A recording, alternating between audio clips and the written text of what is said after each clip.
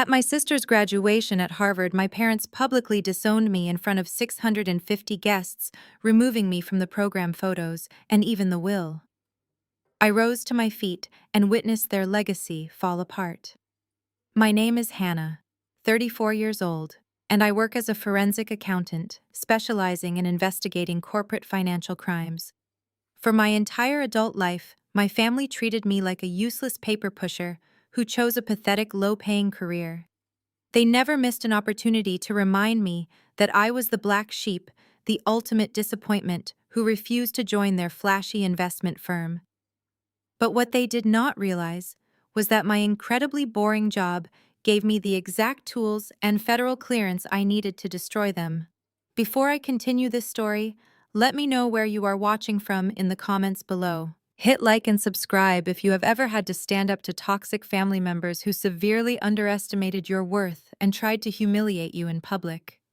The morning sun beat down relentlessly on the perfectly manicured lawns of Cambridge, Massachusetts. The air smelled of expensive catered hors d'oeuvres, fresh blooming flowers, and the undeniable scent of generational wealth. White event tents were set up across the historic Harvard University campus, filled with the country's most elite families. Senators, federal judges, and Wall Street titans were all gathered to celebrate the graduating class of Harvard Law. I sat quietly at table 4, a prime VIP spot, designated for our family, wearing a simple but sharp-tailored navy suit. I was completely out of place among the sea of designer gowns and ostentatious jewelry, but I did not care. I was not there to impress anyone.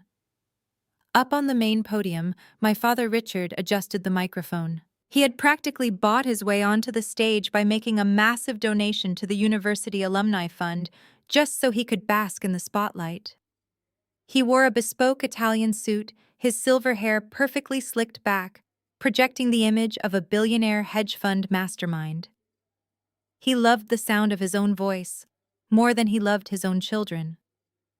As I stand here today looking at the brilliant minds of this graduating class, I am reminded of the stark difference between winners and losers. My father boomed over the massive speaker system. His voice echoed across the historic courtyard, demanding absolute attention. In my own home, I have seen both ends of the spectrum. I have a daughter who embodies the relentless pursuit of excellence. Madison, who graduates today at the top of her class, is destined to inherit my empire and multiply it. She is the true heir to our legacy. But life also teaches us hard lessons about dead weight. The crowd murmured politely, assuming this was some sort of aggressive corporate metaphor. But I knew exactly where he was going. My grip tightened slightly on my crystal champagne flute. I have another daughter. My father continued, his tone turning remarkably cold and vicious. One who chose mediocrity over ambition. One who chose a small, insignificant life, counting other people's pennies instead of building real wealth. She constantly tries to drag us down with her petty moral high ground and lack of ambition. Today, as Madison steps into her rightful place in the elite world, I must publicly declare that a successful family must cut loose the branches that fail to bear fruit. As of today, I only recognize one daughter. Hannah, if you are listening, you are officially cut off. We are a family of titans. We have no room for bottom feeders. The silence that fell over the 650 guests was deafening. It was absolute suffocating quiet. Hundreds of heads turned simultaneously to look at our table. People whispered behind their hands, eyes wide with shock at the unprecedented public execution of an oldest child. It was a calculated, devastating move designed to break me, to make me run away crying in humiliation so my parents could laugh about my fragility later. I did not cry. I did not even flinch. I sat perfectly still, my posture straight, and calmly met the stares of the surrounding elite. Beside me, my mother Caroline shifted in her seat. She smelled heavily of a custom Parisian perfume that failed to mask the sheer toxicity radiating from her pores.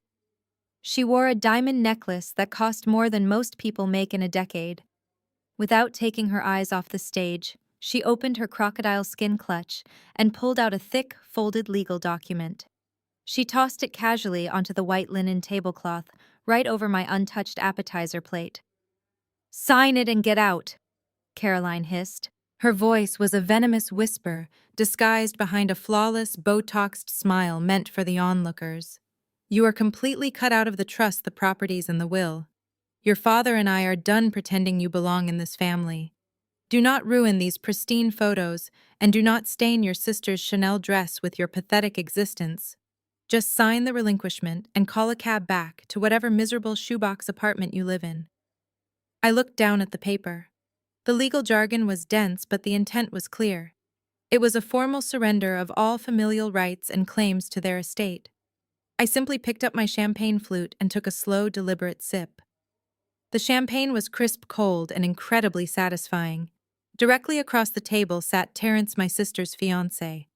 Terrence was 31 years old, a brilliant hedge fund manager who came from a highly respected, politically powerful African-American family based in Washington, D.C. He was dressed impeccably in a charcoal suit, exuding a quiet generational grace that my new money parents desperately lacked. Right now his brow was deeply furrowed. He shifted uncomfortably in his chair, his dark eyes darting between my mother's cruel plastic smile, the legal document resting on my plate, and my absolute unnerving calm. Terrence had expected to marry into a loving, prestigious Boston family. Instead, he was witnessing a ruthless and unprovoked psychological attack. He clearly did not understand why any family would do this on a day meant for celebration. He leaned forward slightly, resting his hands on the table, opening his mouth as if he wanted to intervene and stop this insane display of cruelty. "Caroline, maybe this is not the right time or place for this kind of discussion," Terrence suggested. His deep voice was smooth but laced with obvious disapproval and discomfort. "There are hundreds of people watching." My mother waved her manicured hand dismissively at her future son-in-law. "Nonsense, Terrence. We believe in total transparency. Hannah has always been the weak link in our bloodline. We are simply trimming the fat before the wedding, so your prominent family does not have to deal with her embarrassing low-class presence. We only want the absolute best for you and Madison. You understand, do you not?" Terrence looked at me, his eyes full of deep pity. I did not want his pity. I wanted him to understand exactly who he was marrying into. He was a smart man, but he was currently blinded by my sister's perfectly constructed facade. I looked at the gold pen resting next to the document. Caroline glared at me, tapping her manicured nails impatiently against the table. "Sign it, Hannah," she demanded again. "You have embarrassed us for the last time. Your career is a joke. You bring absolutely nothing of value to the family name." I looked at the massive diamond resting on my mother's chest. I knew exactly which offshore shell company account had paid for it. I looked up at my father, who was now stepping down from the podium, shaking hands and accepting forced smiles from uncomfortable guests. I knew the exact routing numbers he used to evade federal taxes and launder money. They thought my job as a forensic accountant was just pushing papers for a miserable salary. They had absolutely no idea that for the past 6 months, I had been working directly with federal authorities, tracing every single fraudulent transaction they had ever made. I leaned forward, resting my elbows on the table, closing the distance between my mother and me.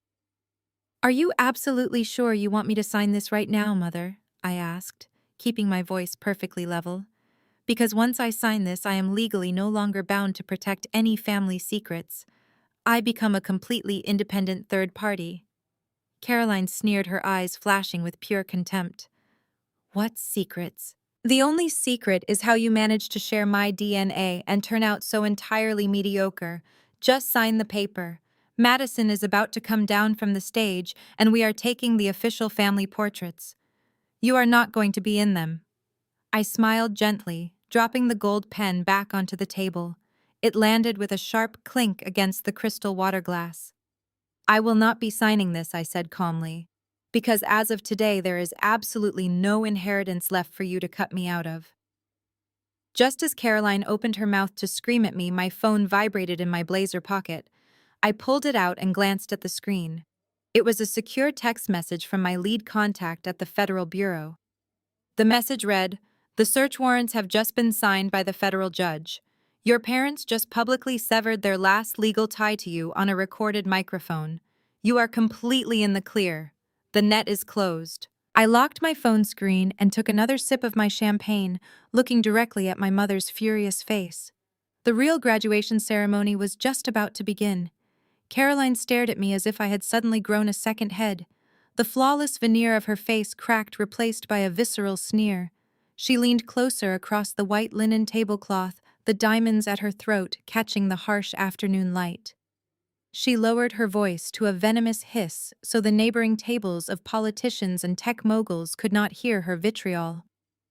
"Are you out of your mind?" Caroline demanded. "You sit there in that cheap off-the-rack suit, drinking my expensive champagne, and you dare to speak to me in riddles. You are nothing but a glorified human calculator, a miserable low-level bean counter who barely makes six figures. You audit bankrupt regional businesses for a living. Do not sit at a Harvard VIP table and pretend you understand how real wealth works." I did not break eye contact. Her insults bounced off me like rain on a windshield. She thought my job at the Federal Financial Crimes Division was just balancing books for failing grocery stores. She had absolutely no idea that my daily routine involved tracking international money laundering syndicates, unmasking corporate fraudsters, and seizing offshore assets. My so-called cheap suit was intentional. It was the armor of a woman who did not need to wear her bank account on her sleeve. Across the table, Terrence finally had enough.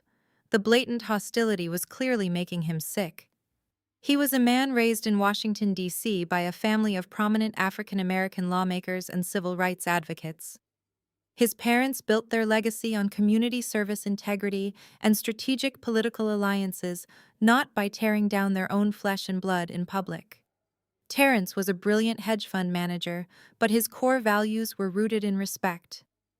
"Caroline, we strongly suggest we take a step back," Terrence said. His deep voice carried a commanding authority that usually silenced boardrooms. "This is highly inappropriate. Hannah is your daughter. Regardless of whatever disagreements you have behind closed doors, treating her this way today is wrong. If my parents were here to witness this, they would be utterly appalled. I am appalled." For a brief second, panic flashed in my mother's eyes. Terrence was the ultimate prize for my parents. He represented old political power, a pristine reputation, and a massive hedge fund. Marrying Madison to him was their ticket to true American royalty, a way to legitimize their new money status. Caroline immediately shifted her tone, pasting on a sickeningly sweet smile as she turned to him. "Oh, Terrence, you have such a noble heart," Caroline cooed, reaching out to pat his arm. "That is exactly why we adore you. You always see the good in people. But you have to understand we operate at a different level of financial responsibility. We manage billions. You manage billions. We cannot afford to have leeches dragging down our portfolios. Hannah has spent her entire life resenting our success. She chose a pathetic dead-end job just to spite us. We are simply protecting the assets that you and Madison will eventually inherit." Terrence pulled his arm away from her touch. His jaw clenched tightly. He looked at me again, searching my face for any sign of a breakdown. He expected tears. He expected me to storm off in a fit of emotional devastation. Instead, I smoothly unlocked my phone under the table. The screen glowed brightly against my navy slacks. The text message from Special Agent Miller at the Federal Bureau stared back at me. It was the exact confirmation I had been waiting for all morning. "The search warrants have been signed by the federal judge. They just publicly severed their last legal tie to you on a recorded microphone. You are completely in the clear. The net is cast." A slow, genuine smile spread across my face. My parents thought they were punishing me. They thought this public disownment was the ultimate power move to humiliate the family disappointment. They were completely oblivious to the fact that their grandiose speech was exactly what I needed. By legally and publicly stating I was cut out of their trusts, their businesses, and their legacy, they had unwittingly verified my whistleblower status. They had built an impenetrable firewall between their incoming criminal charges and my professional integrity. Richard arrived at the table just at that moment. He had finished his victory lap around the courtyard, shaking hands with deans and high-dollar donors. He looked down at me with pure disgust, his face flushed from the summer heat and the massive ego trip. "Why is she still sitting here?" Richard barked, not even addressing me directly. "I told security to clear the non-essential guests from the VIP perimeter. We need this table for the press photos when Madison comes down." "Caroline, did you not make her sign the relinquishment document? She is having a psychotic break." "Richard." Caroline sighed dramatically. "She is blabbering about our inheritance being gone. I think her miserable little accounting job has finally fried her brain. Just call the guards and have her escorted to the public bleachers where she belongs." Richard slammed his fist lightly on the table, leaning over me to enforce his physical dominance. "Listen to me very carefully, Hannah. You are a toxic, jealous failure. You have contributed absolutely nothing to this family name. You are a stain on my legacy. I built a global investment empire from the ground up. I run the financial markets in this city. You review spreadsheets for pennies. Sign the paper and walk away before I ruin whatever pathetic career you think you have." I looked at the legal document resting on my plate. It demanded I surrender all rights to the family fortune. It demanded I walk away with absolutely nothing. I reached out and picked up the thick parchment paper. Caroline smirked triumphantly, assuming I was finally submitting to their psychological abuse. Richard crossed his arms, looking incredibly smug and victorious. I held the document with both hands and calmly ripped it directly down the middle. The sound of tearing paper was sharp and loud in the tense silence of our table. Caroline gasped, her hand flying to her diamond necklace in shock. Richard took a step back, his eyes wide with sudden anger. Terence just stared at me, his expression shifting from pity to intense, calculated curiosity. I ripped the document again, reducing their expensive legal threat to useless confetti, and dropped the torn pieces directly into my half-empty champagne flute. "You do not have a global investment empire, Dad," I said, my voice eerily calm and perfectly clear. "You have a fragile house of cards built on offshore tax evasion and stolen equity, and you do not need to ruin my career. My career is exactly what is going to put you in a federal penitentiary." I stood up, smoothing the wrinkles from my navy suit. I picked up my plain leather tote bag, ignoring the horrified gasps from the neighboring tables who had overheard my clear statement. "Enjoy the press photos," I said, looking right into my father's panicked, trembling eyes. "Make sure you smile wide. You are going to need good pictures for the courtroom sketches." I turned my back on them and walked away from table 4, leaving my parents frozen in absolute terror and Terence staring after me. I headed straight toward the campus bar. The real confrontation was just getting started.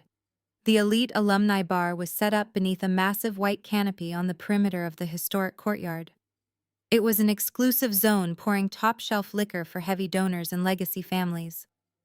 I bypassed the line, slipping a crisp $100 bill to the bartender, and ordered a simple sparkling water with a twist of lemon. I needed a clear head for the absolute destruction I was about to unleash. The adrenaline from walking away from my parents was humming through my veins, but my heartbeat remained perfectly steady. I took my drink and leaned against the polished mahogany counter, observing the crowd. It took less than 5 minutes for them to find me. Through the sea of tailored tuxedos and designer dresses, Madison parted the crowd like Moses. She was still wearing her crimson-trimmed graduation gown over a custom white silk dress that probably cost a month of my salary. She was clinging tightly to Terence by the arm, dragging him along as her personal shield and ultimate status symbol. Terence looked deeply unsettled. The confrontation at the VIP table had clearly disturbed his profound sense of propriety. Being dragged across the lawn by his newly minted Harvard lawyer fiancé was visibly testing his legendary patience. Madison marched right up to me. The moment she realized wealthy bystanders were watching, her entire demeanor shifted. Her eyes welled up with perfectly timed cinematic tears.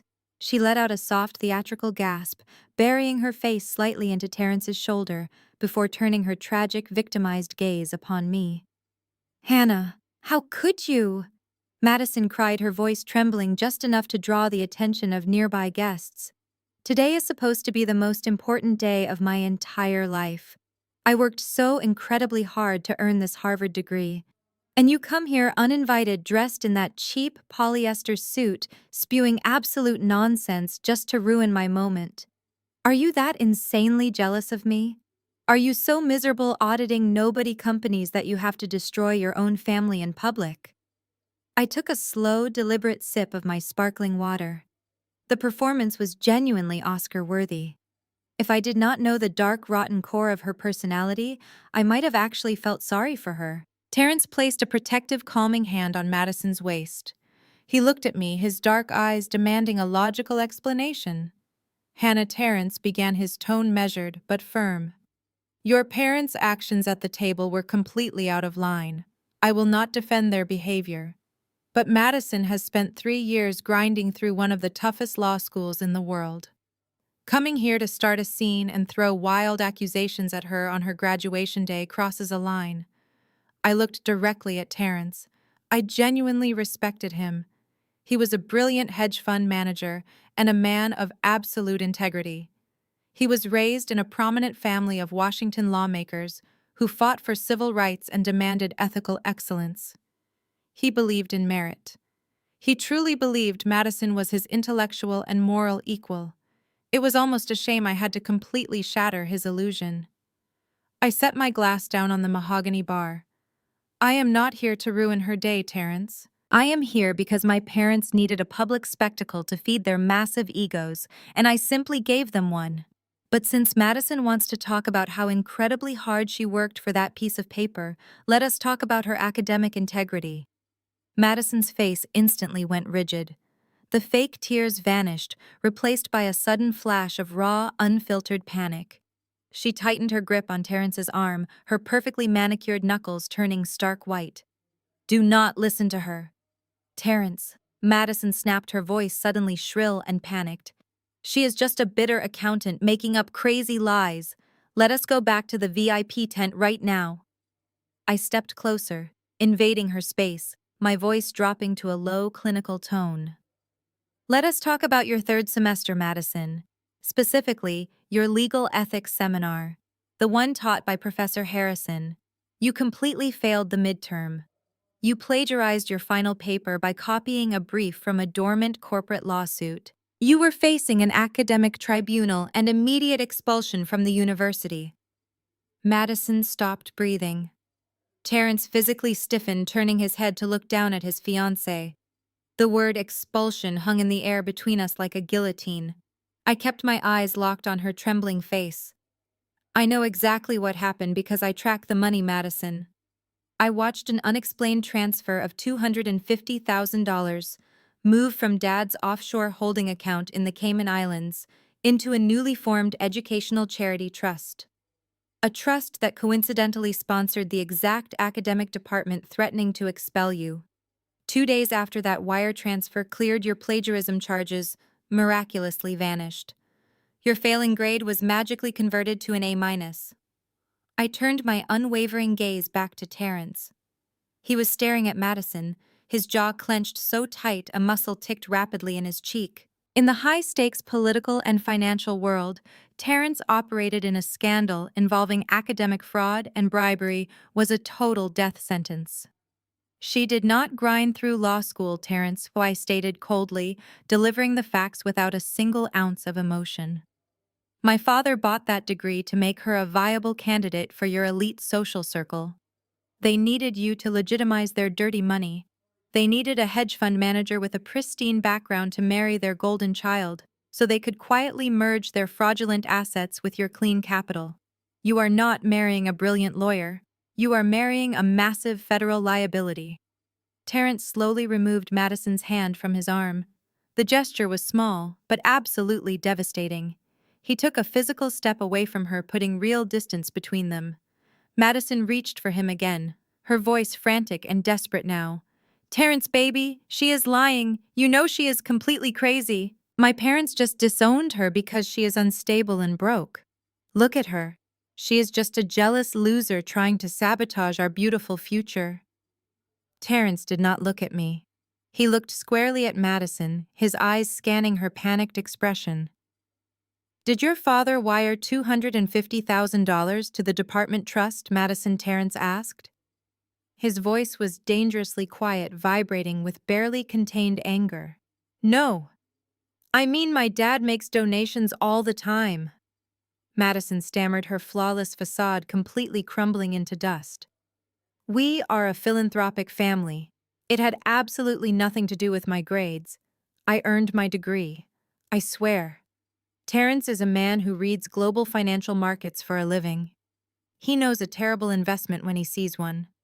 And right now he was looking at the worst investment of his entire life. He recognized the deep panic in her eyes. He recognized the exact cadence of a liar cornered by undeniable facts. I picked up my glass of sparkling water again. Check the routing numbers on your wedding registry deposits, Terrence. I strongly suggest you run a deep compliance check on every single dollar Richard has funneled into your accounts for the wedding preparations. You will find they trace back to the exact same shell companies he used to buy her passing grades. Do not let their sinking ship drag your family legacy to the bottom of the ocean. Terrence gave Madison one final unreadable look before turning on his heel. He did not shout. He did not make a scene. He simply walked into the crowd, pulling out his cell phone to likely call his legal compliance team back in Washington, D.C. His long, purposeful strides carried him away from the toxicity of our family, leaving Madison standing alone on the pristine grass. The loss of control hit Madison instantly. Her perfect graduation facade, carefully curated for the cameras and elite guests, completely shattered. She let out a shrill, desperate gasp, her hands reaching out for him, but he was already gone, swallowed by the sea of graduation robes. She whipped her head around her eyes, frantically searching the elite alumni bar, until she spotted our mother holding court near the towering ice sculptures. Madison practically sprinted across the manicured lawn, the crimson fabric of her Harvard robe billowing behind her. She grabbed Caroline by the arm, gesturing wildly in my direction, her face contorted into a mask of pure, victimized outrage. Even from 50 feet away, I could read my mother's lips. Her face twisted with absolute rage. Caroline handed her crystal champagne flute to a passing waiter and began marching toward me, her designer heels sinking slightly into the grass. Madison trailed close behind her, a smug, vindictive smirk, quickly returning to her face now that she had her primary enforcer by her side. Caroline arrived at the mahogany bar like a hurricane. She slammed her hand flat against the polished wood, causing my glass of sparkling water to rattle. The nearby guests, a mix of tech investors and old money heirs, immediately stopped their conversations. They sensed blood in the water. Caroline lived for these public executions. She thrived on tearing people down to elevate her own status and assert her dominance. "You insolent, ungrateful little rat!" Caroline hissed, her voice vibrating with malice. "You show up here wearing garbage, drinking on our dime, and trying to poison Terrence against your sister. You have completely lost your mind." "I am not drinking on your dime, Mother," I replied, my voice perfectly level and detached. "I am simply enjoying the afternoon." "Oh, really?" Caroline mocked, her voice rising sharply so the surrounding millionaires could hear every single word. She snapped her fingers aggressively in the air. "Manager, get over here right now." The bar manager, a man in a crisp white tuxedo jacket, hurried over, looking incredibly anxious. "Yes, Mrs. Kensington," he said respectfully, using my mother's married name. "How can I assist you today?" "This woman," Caroline said, pointing a sharp, manicured finger directly at my chest, "is a fraud. She is a disgraced, disowned former member of my family. She has been leeching off our wealth for years. I want you to close her tab immediately. Furthermore, I am officially canceling the supplementary family credit card she currently holds. Take it from her and cut it up right now. Let us see how she pays for her expensive little water on an accountant's miserable salary." Madison giggled behind her hand, her eyes dancing with malicious joy. They expected me to flush red with humiliation. They expected me to beg, to frantically search my cheap tote bag for a few crumpled $20 bills, to walk away utterly destroyed in front of Boston's financial elite. I did not blink. I reached into my leather tote bag and pulled out the slim silver platinum card my father had issued me a decade ago. I had not used it in 6 years, but I kept it for exactly this kind of moment. I placed it gently on the bar counter and slid it toward the manager. "Go ahead," I told the manager, keeping my eyes locked firmly on Caroline. "Cut it up.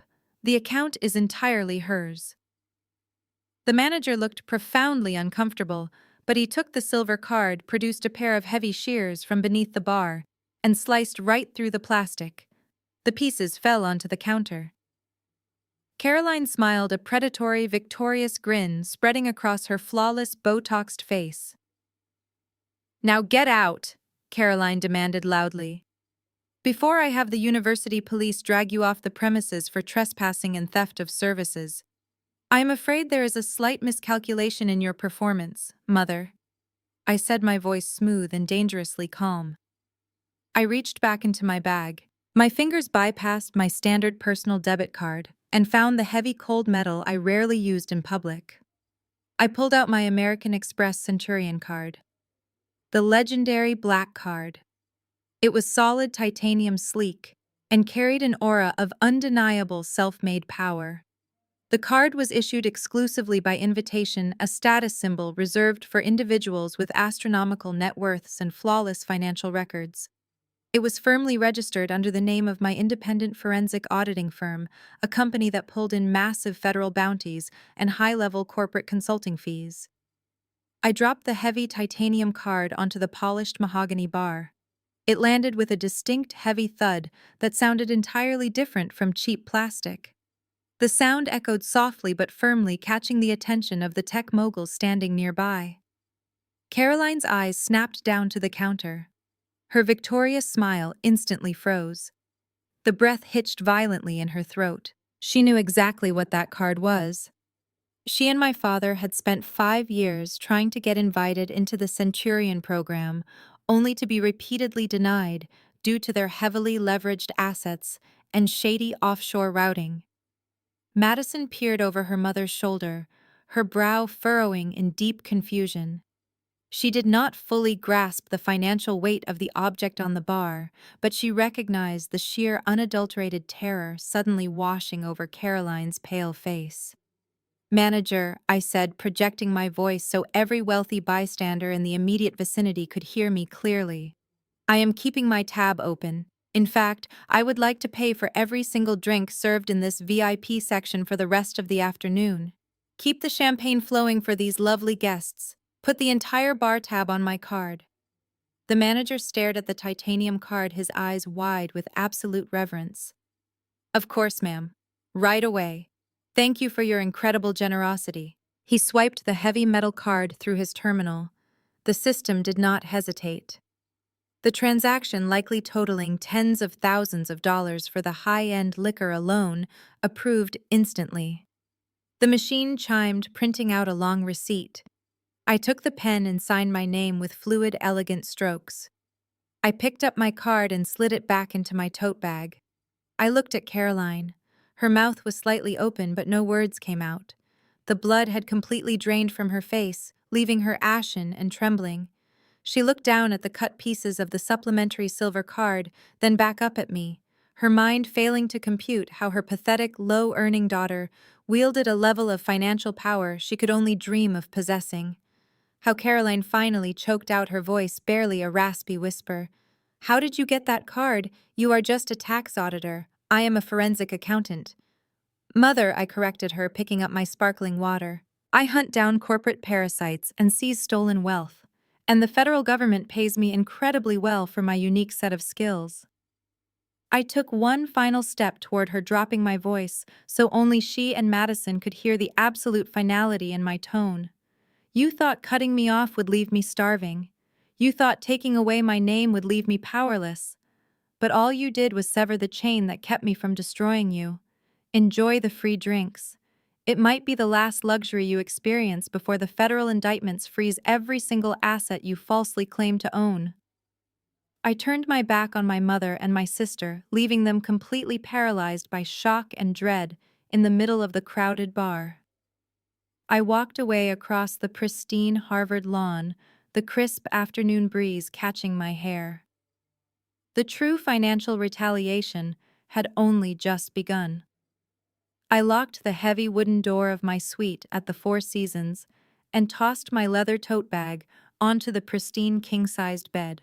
The adrenaline from the Harvard courtyard was finally settling, replaced by the icy, calculating precision that made me the top forensic accountant in my federal division. I walked over to the floor-to-ceiling windows, looking down at the bustling streets of Boston. My parents were probably still at the graduation, smiling for the cameras, desperately trying to salvage their shattered egos after the bar incident. But their bruised pride was the absolute least of their problems. I pulled a specialized encrypted mobile device from the hidden lining of my bag. It was standard issue for federal financial investigators handling high-level whistleblower cases. I pressed the speed dial for Special Agent Miller at the Internal Revenue Service Criminal Investigation Division. The line clicked and connected instantly with a secure electronic tone. Miller answered with his usual gruff efficiency. "The warrants are fully executed, Hannah," he said. "We have tactical agents standing by at their corporate headquarters and their primary residence. We are just waiting for your signal to breach the servers." I took a deep breath, the magnitude of the moment washing over me. They took the bait perfectly, Miller. Richard actually handed me a relinquishment document on a silver platter in front of 600 witnesses. They completely severed all legal ties and openly stated they have no association with me or my finances. "Excellent," Miller replied, the satisfaction evident in his voice. "That was the last piece of the puzzle we needed to completely immunize you. Let us review the ledger one more time before we authorize the asset freeze. We are looking at exactly $80 million routed through the Cayman and Panamanian shell companies. $80 million. The number still made my stomach turn, not because of the sheer volume of wealth, but because of the grotesque, horrifying betrayal it represented. My parents did not just hate me for choosing a normal career. They did not just view me as a disappointment. They viewed me as a highly convenient human shield. 7 years ago, right after I graduated with my accounting degree, they secretly used my social security number to register a massive web of offshore holding companies. They forged my signature on dozens of executive board documents, legally positioning me as the primary beneficiary and managing director of their entire dark money syndicate. They had stolen my identity to build a fraudulent empire. They needed a fall guy. As their fraudulent investments grew and the tax evasion multiplied into severe federal felony territory, they realized the walls were slowly closing in. They needed someone who could take the absolute brunt of a federal indictment. Who better than the estranged, quiet daughter who already worked with numbers? Their master plan was incredibly sinister and meticulously crafted. By publicly disowning me at Harvard, they were cementing a flawless legal narrative. When the IRS eventually discovered the $80 million hidden in those offshore accounts, under my name, Richard and Caroline would play the ultimate victims. They would claim their jealous, estranged daughter had orchestrated a rogue embezzlement scheme to steal from the family firm. They would hand me over to the federal government to serve a 30-year prison sentence while they walked away completely clean. But they made one fatal miscalculation. They assumed I was just a low-level clerk crunching numbers for failing local businesses. They had absolutely no idea that I specialized in unspooling exactly this kind of sophisticated corporate fraud. I had spent the last 6 months working directly with the federal government as a protected whistleblower, secretly gathering every IP address, every wire transfer receipt, and every forged signature they ever produced. "I have the digital footprint locked down," I told Miller, staring out at the Boston skyline as the afternoon sun began to dip lower. "I traced the final deposits this morning. They moved the last batch of stolen equity through a subsidiary firm just hours before the graduation ceremony. They were trying to wash the money clean before Madison legally tied the knot with Terrence. They needed his clean political family background to legitimize their dirty empire. Terrence has absolutely no idea he is being used as a high-end laundromat. Miller noted the keyboard clacking loudly on his end of the line. His hedge fund is currently the primary target for their next massive integration phase. If he marries your sister, your parents will have unrestricted access to intertwine their $80 million with his legitimate capital. It will take us a decade to untangle that mess if they successfully merge assets. They are not going to merge anything, I replied, my voice hardening into steel. Terrence is a good man. He does not deserve to be collateral damage in my family's criminal enterprise. I am going to make sure he sees the raw financial data before he signs any legally binding marriage certificates. You have the green light, Hannah Miller said firmly. As soon as you trigger the final protocol tomorrow, the Treasury Department will freeze all 74 accounts associated with Richard and Caroline. The $80 million will be entirely seized by 5 o'clock tomorrow evening. Stay sharp tonight. They are going to be incredibly desperate when they realize their intimidation tactics at the graduation failed. I ended the call and tossed the encrypted phone onto the mattress. A heavy, profound silence filled the hotel suite. For years I had endured their emotional abuse.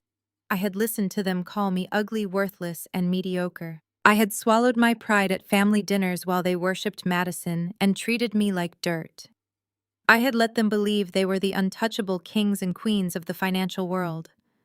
But the truth was finally coming into the light. I was not the victim of their narcissistic abuse anymore. I was the architect of their absolute destruction. I walked over to the bathroom mirror and splashed cold water on my face. The cheap suit my mother had mocked was actually my armor. My boring career was my absolute greatest weapon. I adjusted my collar, my reflection staring back with icy determination. I knew my parents would not just let today's humiliation go unanswered. They would try to silence me before the sun came up, and I was perfectly prepared for their next move. At exactly 2 a.m, a sharp, authoritative knock echoed through my hotel suite. I was wide awake, sitting in the dark by the floor-to-ceiling window, watching the city lights of Boston. I knew they would send someone. My parents were cowards who relied on highly paid mercenaries to do their dirty work. I stood up, smoothing my navy slacks, and walked quietly toward the door. Glancing through the peephole, I saw exactly who I expected. It was Maxwell, the ruthless corporate attorney, who handled all the illicit legal maneuvering for my father. Maxwell was a man who made problems disappear by throwing enough money or fake evidence at them. He wore a crisp charcoal suit, clutching a thick leather briefcase, looking incredibly annoyed at being dispatched in the middle of the night. Before I touched the door handle, I reached into my pocket and activated the encrypted audio recording application on my federal device.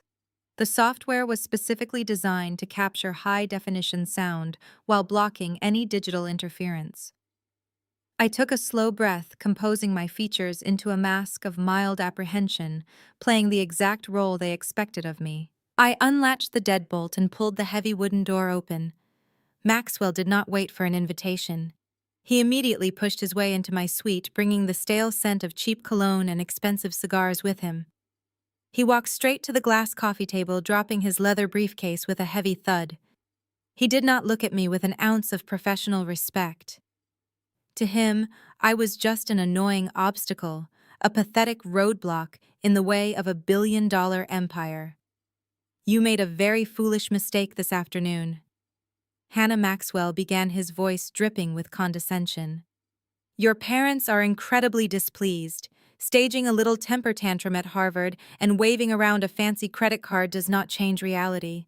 In fact, your little stunt just accelerated your timeline. I closed the door silently and crossed my arms, maintaining a careful distance. What do you want, Maxwell? It is 2 a.m. He snapped the latches of his briefcase open and pulled out a thick stack of legal documents, slapping them aggressively onto the glass table. What I want is to offer you the only lifeline you are going to get. Your father is a generous man despite your blatant disrespect. He is willing to show you mercy provided you sign this confession immediately. I glanced down at the top page.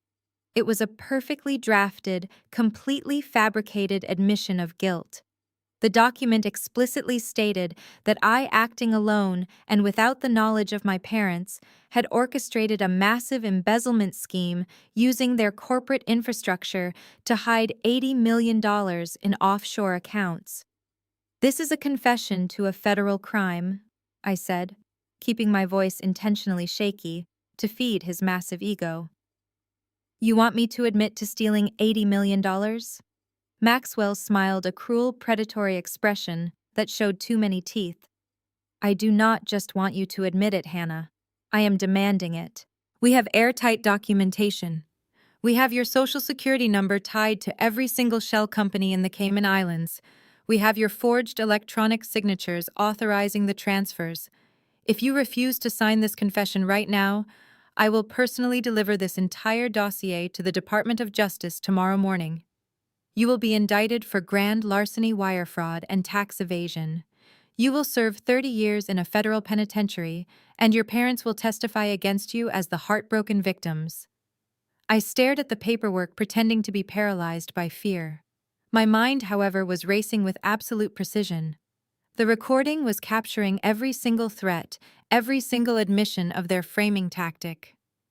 But I needed more. I needed him to explicitly connect the final pieces of their money laundering operation. I needed the ultimate leverage for tomorrow.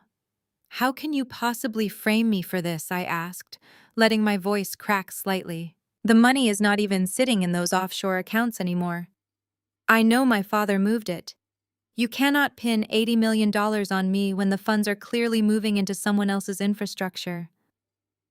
Maxwell let out a sharp, arrogant laugh. He was so incredibly confident in his absolute power that he could not resist bragging. He loved the sound of his own voice, and he loved making me feel small and defeated. "You really are out of your depth, Hannah," Maxwell sneered, leaning over the table. "You think the federal government cares about where the money goes when they have a signed confession from the designated account holder? Your father is a genius. We are already washing the assets clean." The initial wire transfers hit Terrence's hedge fund accounts yesterday afternoon. I forced my eyes to widen in mock horror. "You are using Terrence. You are using Madison's fiancé to launder the stolen money." Maxwell chuckled, adjusting his expensive silk tie. "Terrence is our golden ticket. His family has deep political roots in Washington. His hedge fund operates with impeccable federal standing. Nobody audits a fund managed by a beloved civil rights family. By merging your father's dark assets into Terrence's clean capital through the marriage trust, the $80 million completely disappears into the legitimate financial system. Terrence is our washing machine, and the best part is that the arrogant fool does not even know it yet. He thinks he is marrying into Boston royalty. By the time he realizes his accounts are holding dirty money, he will be legally bound to Madison and completely trapped." The silence in the hotel room was absolute. My heart pounded a steady, triumphant rhythm against my ribs. He had just handed me the smoking gun. He had explicitly named the victim, the method, and the timeline. He had confessed to the entire operation while trying to extort me. So Maxwell concluded, tapping the confession document with a gold pen. "You can either sign this paper, take the blame, and your father will ensure you get a comfortable plea deal with a minimum security facility, or you can refuse, and I will destroy your life by sunrise. What is your choice?" I stood up straight. I dropped the frightened, shaking victim act completely. The temperature in the room seemed to plummet as I looked him dead in the eye. My voice returned to its natural, commanding cadence. "My choice is for you to get out of my hotel room," I said coldly. Maxwell frowned, clearly thrown off by my sudden shift in demeanor. "Are you deaf, Hannah? I just told you that I will ruin you. You have absolutely no leverage. You are nothing. Take your fake documents, put them back in your overpriced briefcase, and walk out that door," I commanded, stepping toward him with unyielding authority. "You can take your extortion threats to the Department of Justice tomorrow morning if you want. I highly encourage it. In fact, I look forward to seeing exactly how well your forged signatures hold up under a federal forensic audit." Maxwell stared at me, his arrogant smirk finally faltering. He grabbed his paperwork and shoved it roughly into his briefcase, snapping the latches shut with excessive force.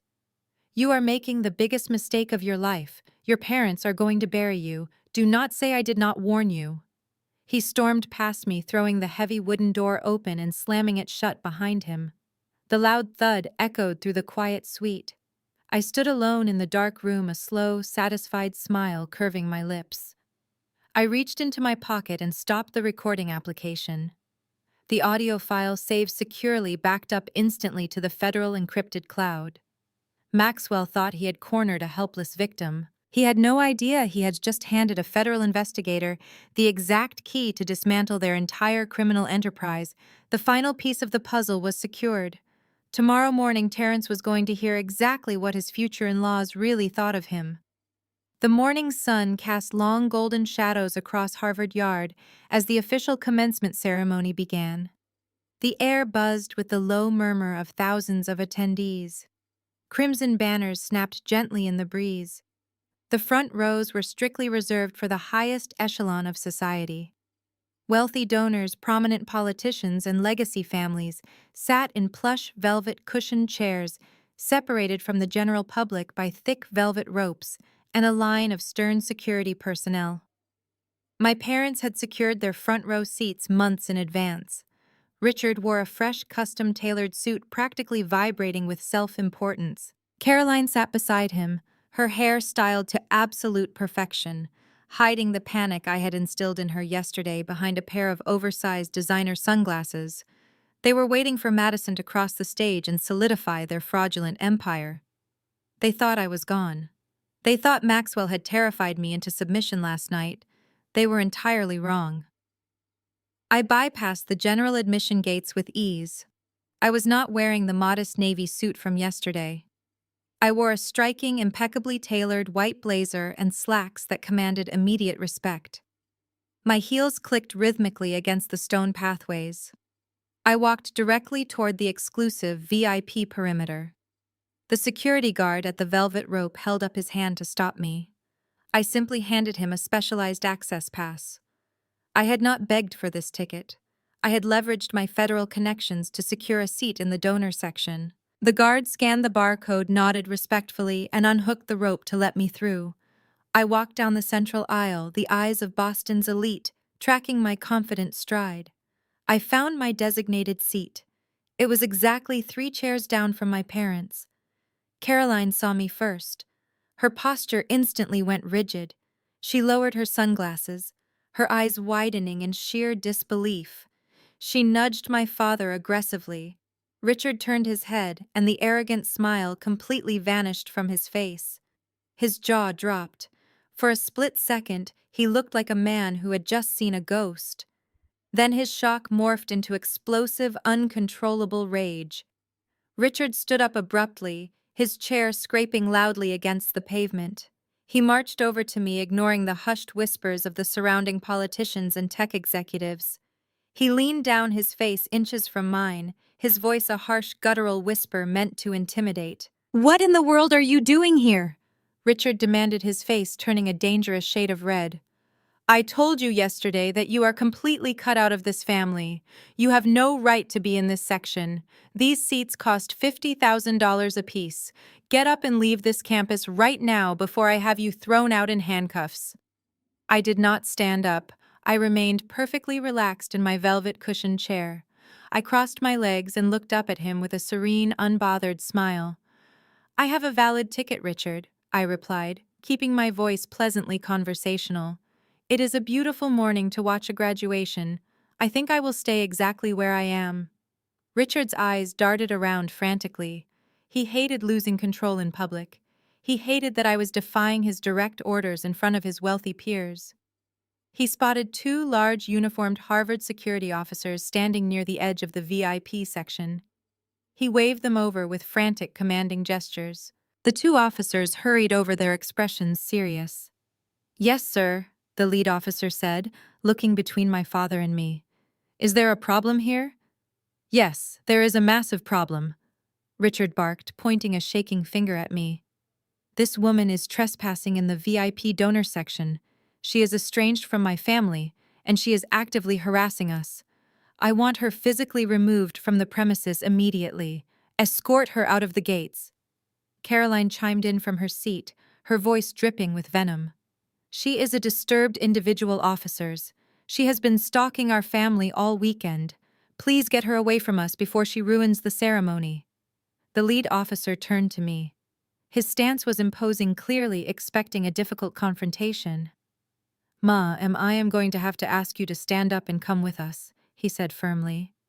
"If you do not have proper authorization to sit in this section, you need to vacate the area right now."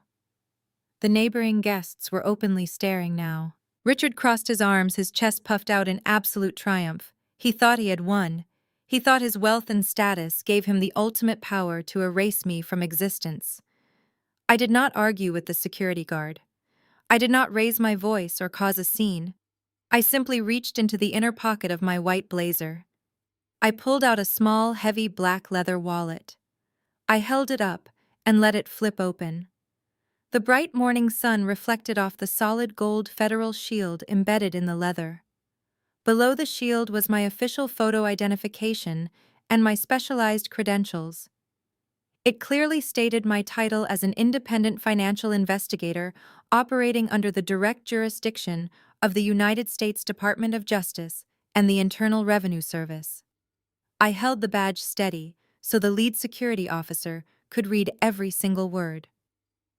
"I am operating under federal authority," I told the officer, my voice carrying the quiet, undeniable weight of the United States government. "I am here conducting an active, high-level financial investigation. My presence in this specific row is required for federal oversight. Are you absolutely certain you want to interfere with a federal agent conducting official business on this campus?" The security officer stared at the gold shield. All the color drained from his face. The aggressive, imposing posture completely vanished. He recognized the seal. He knew exactly what kind of power that badge represented. Interfering with a federal investigation was a fast track to losing his job and facing obstruction charges. The officer took a rapid step back, holding his hands up in a gesture of immediate surrender. "My deepest apologies, ma'am," the officer stammered, his voice totally devoid of its previous authority. "We had no idea.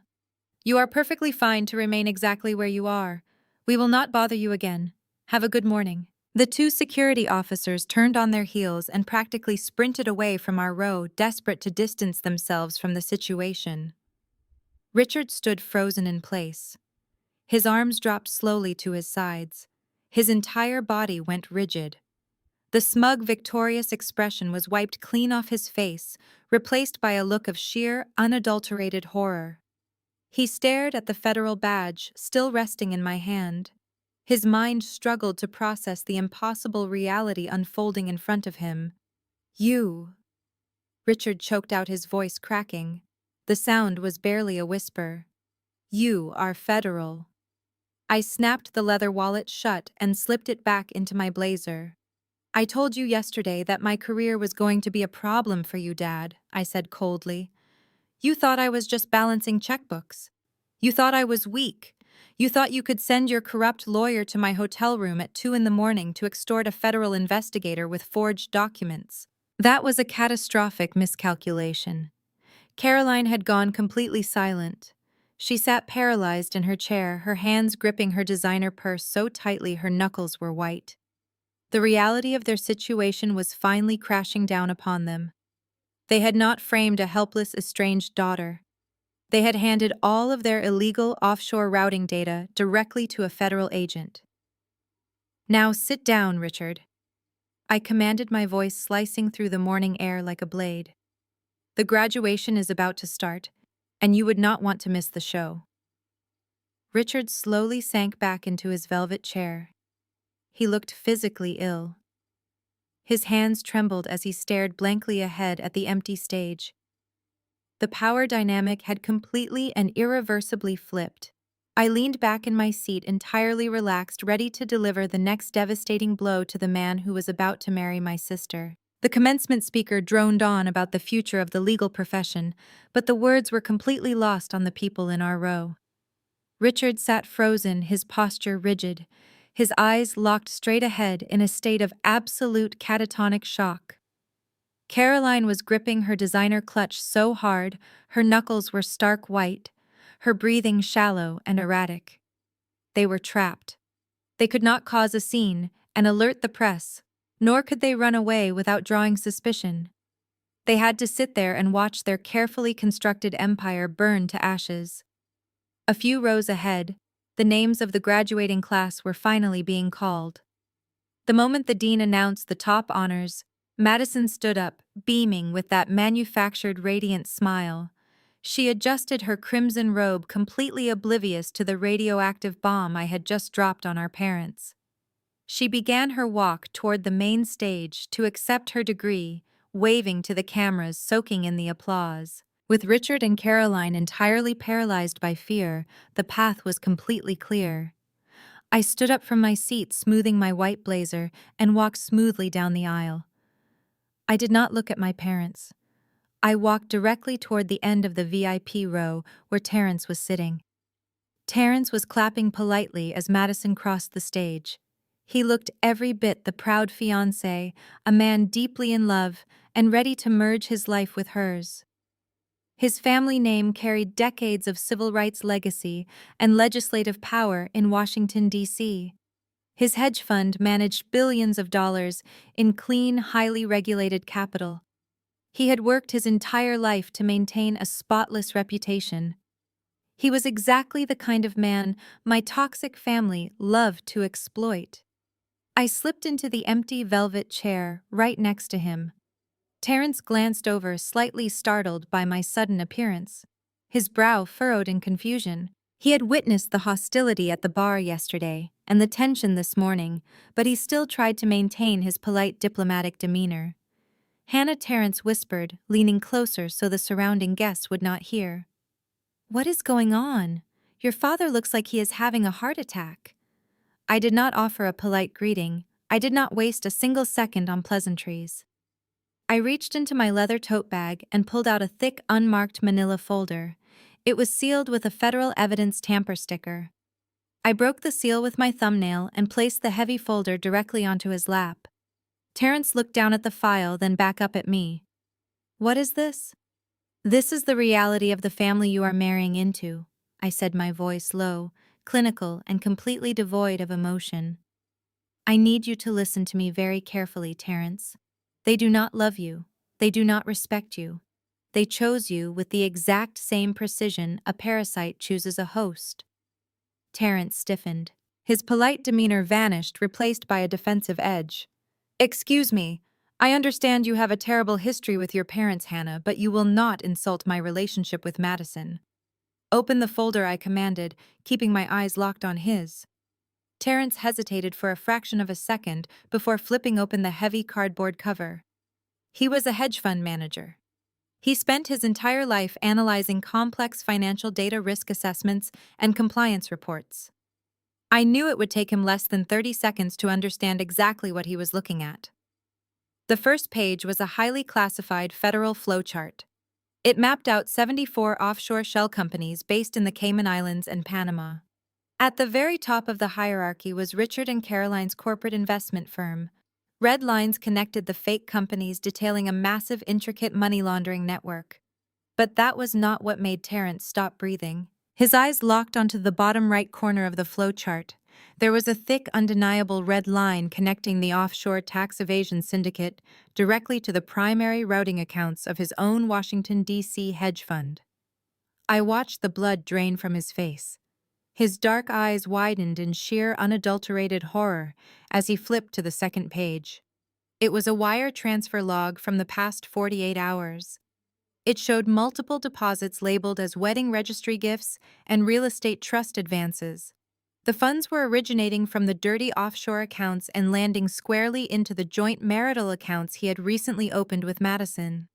"They need your political background and your pristine fund to launder $80 million in stolen equity," I explained softly, delivering the lethal blow. "They forged my signature to create the shell companies, intending to frame me when the federal audits began. But they needed a clean exit strategy for the cash. By marrying Madison, you legally tie your family's impeccable political legacy and your corporate assets to their dark money. They are using your wedding to wash $80 million clean." Terrence flipped to the third page. It was a transcript of a recorded phone call between Richard and Madison. I had pulled it from the federal wiretap we established last month. Read the highlighted portion I instructed him. Terrence traced his finger over the transcript. His lips moved slightly as he read the words silently. He was reading my sister actively confirming the timeline of the fraudulent transfers. He was reading the woman he loved laughing with our father, about how perfectly naive and trusting Terrence was, and how easily his compliance officers would ignore the deposits if they were disguised as marital gifts. The transformation in Terrence was terrifying and absolute. The loving, supportive fiancé was completely gone. The man sitting next to me was now a ruthless, cornered apex predator.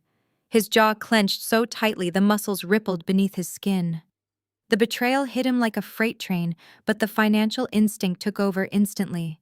He realized that his entire life's work, his firm, his investors, and his family's unblemished political dynasty in Washington were seconds away from being dragged into a massive federal racketeering indictment. He looked up at the stage. Madison was standing at the podium, smiling beautifully for the cameras holding her leather-bound diploma. The pride in Terrence's eyes had been entirely replaced by absolute freezing disgust. "Did she know the whole time?" Terrence asked. His voice was no longer a whisper. It was a dangerous, hollow growl. "She is the primary architect of the marital trust integration," I answered factually. "She used her law degree to draft the loopholes that connect your funds to their shell companies. Read this before you sign the marriage certificate. Or rather, read this before you let her drag you into a federal prison." Terrence did not ask any more questions.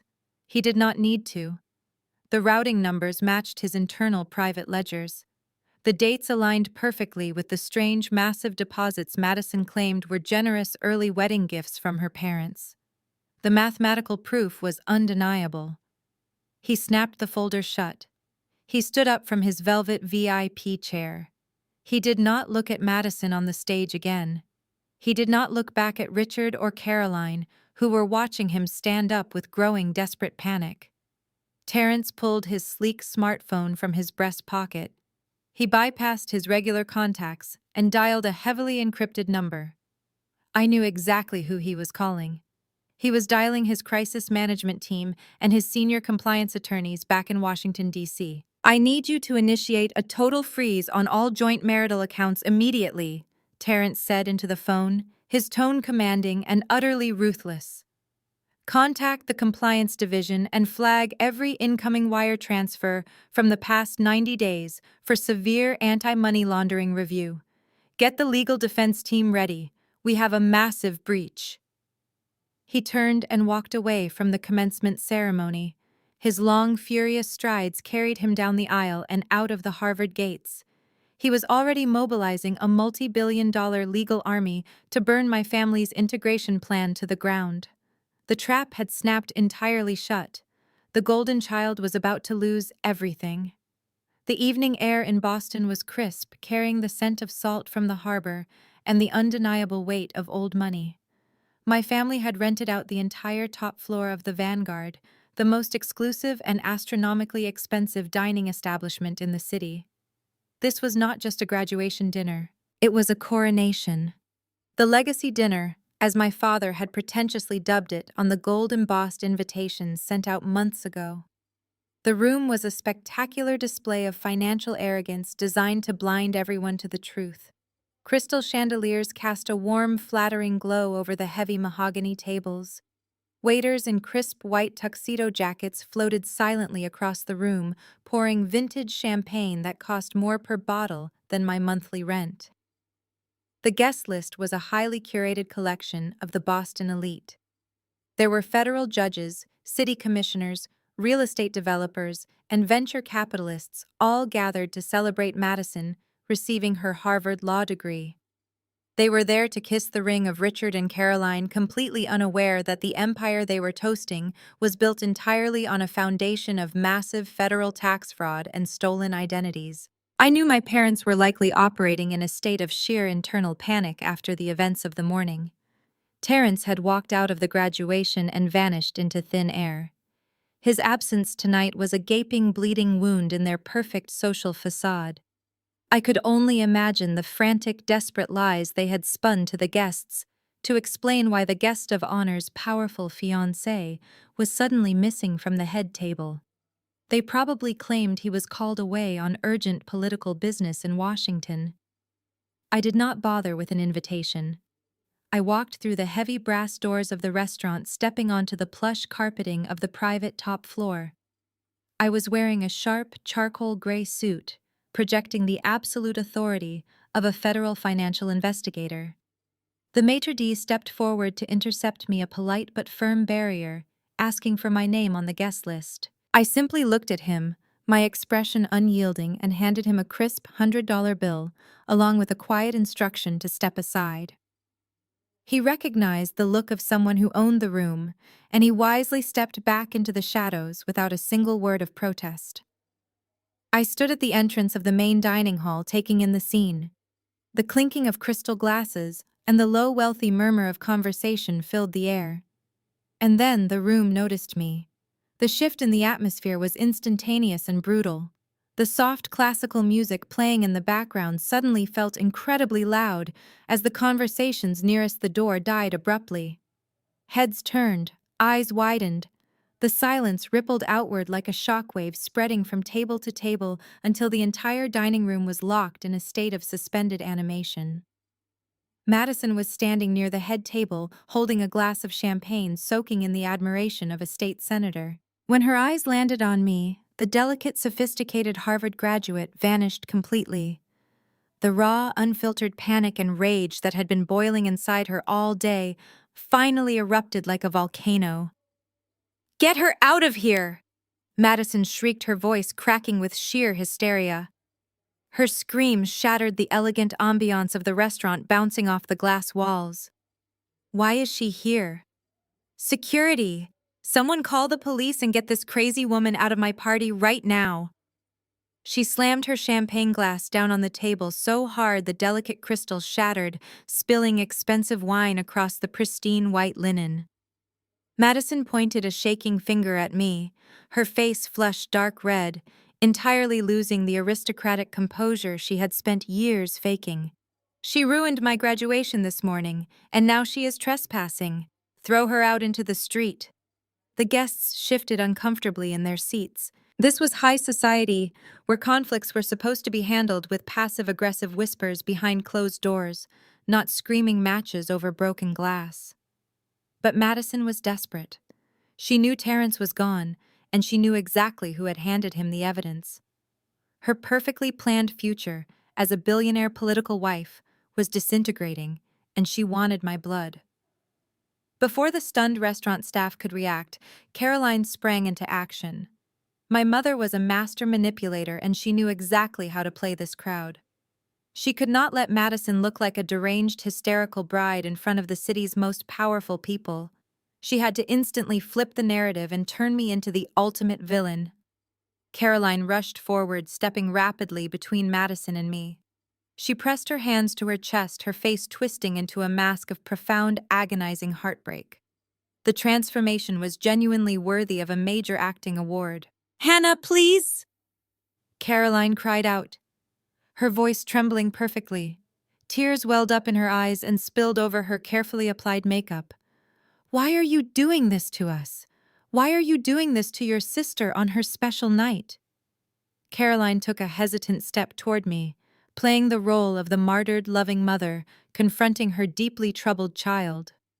She looked around at the silent, watching guests, ensuring she had their full sympathy and undivided attention. "We have tried so hard to help you." Caroline sobbed, her voice echoing in the quiet room. "We gave you every opportunity. We loved you unconditionally. But you have been consumed by this dark, toxic jealousy your entire life. You could never accept that Madison worked hard for her success. You dropped out of our lives, you refused our financial help, and now you show up here tonight just to destroy the most important day of her life, because you cannot stand to see her happy." The guests began to murmur. The elite crowd, primed to believe the worst about the estranged, non-conforming daughter, bought the performance, hook, line, and sinker. Wealthy women clutched their diamond necklaces, shaking their heads in theatrical pity. Older businessmen muttered under their breath about the shame of ungrateful children. "It is an absolute disgrace," a woman at the nearest table whispered loudly to her husband. "To attack her own family out of pure spite. Caroline must be completely heartbroken.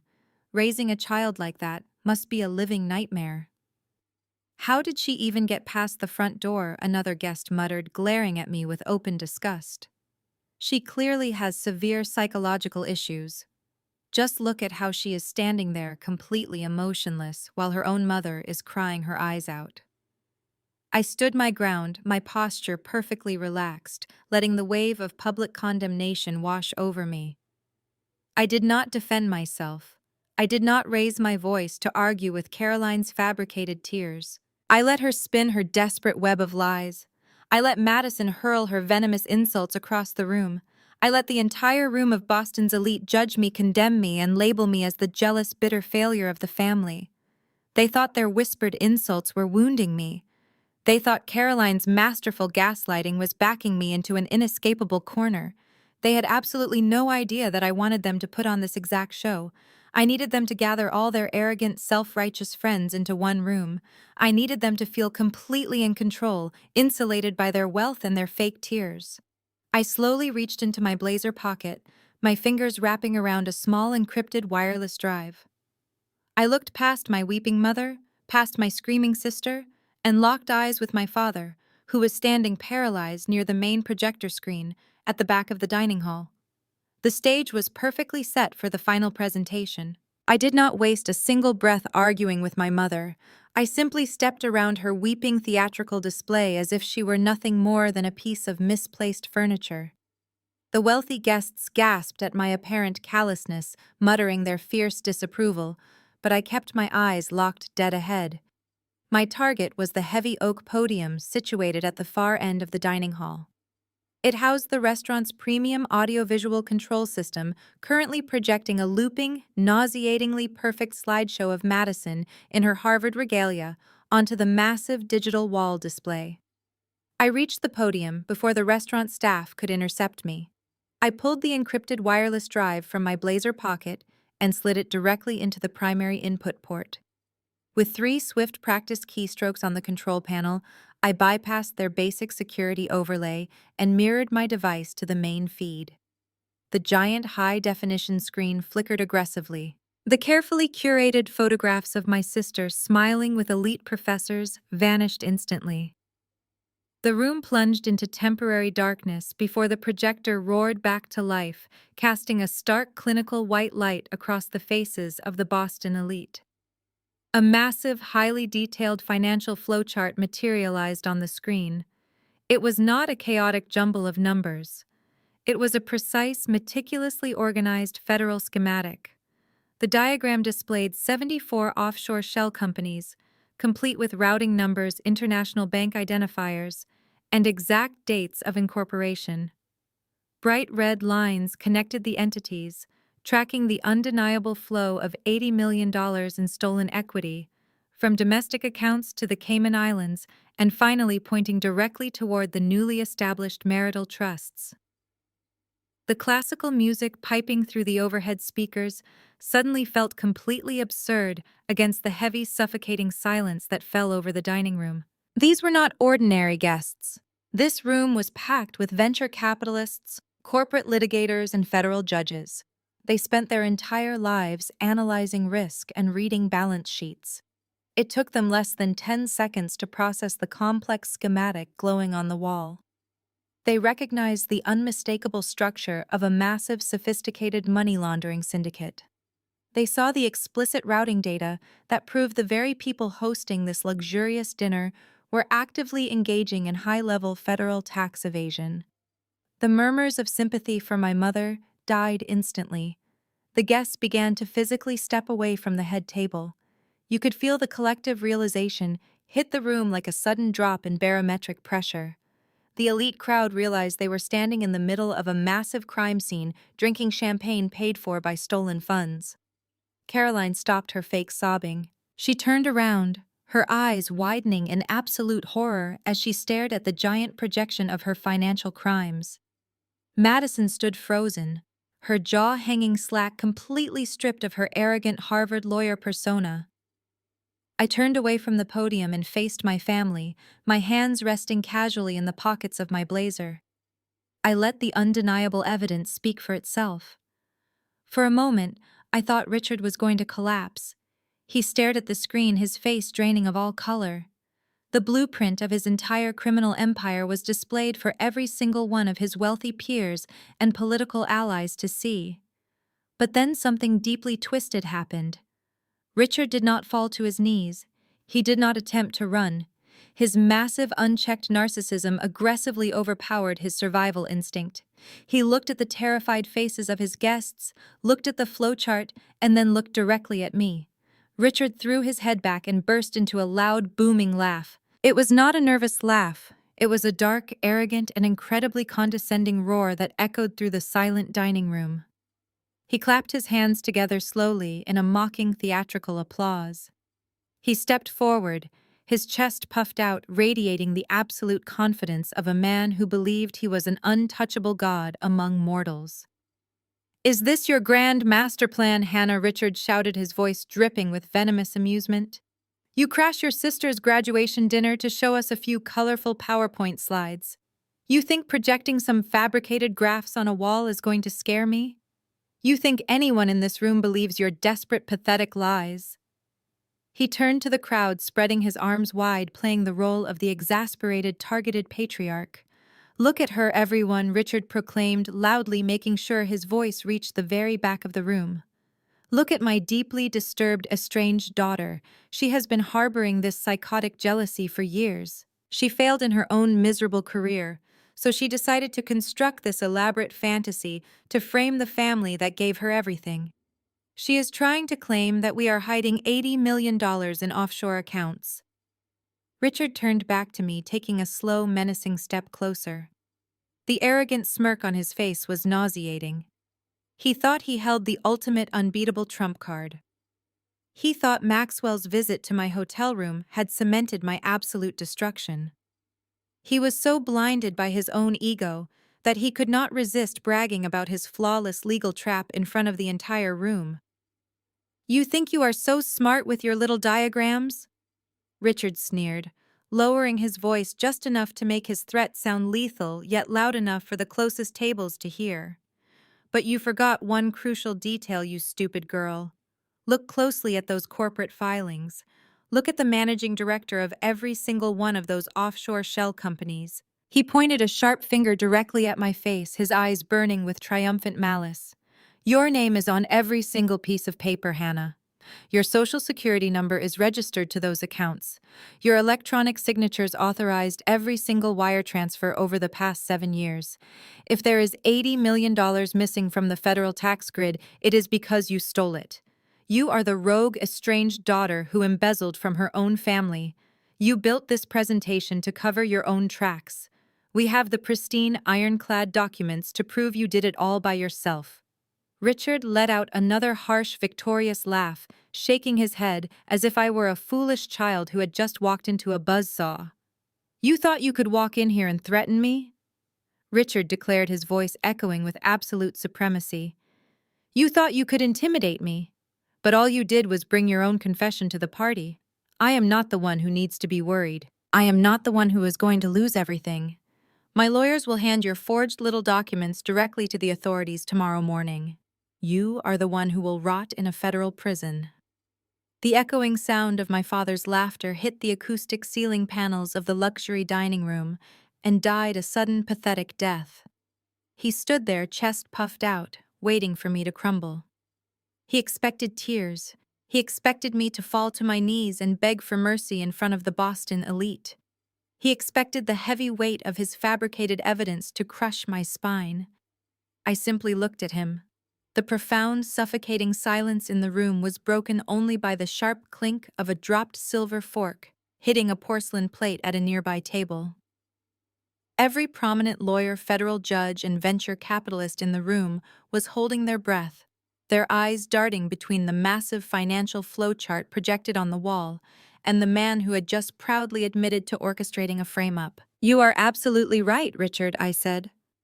My voice was not loud, but it carried a crystalline, razor-sharp clarity that reached every single corner of the room.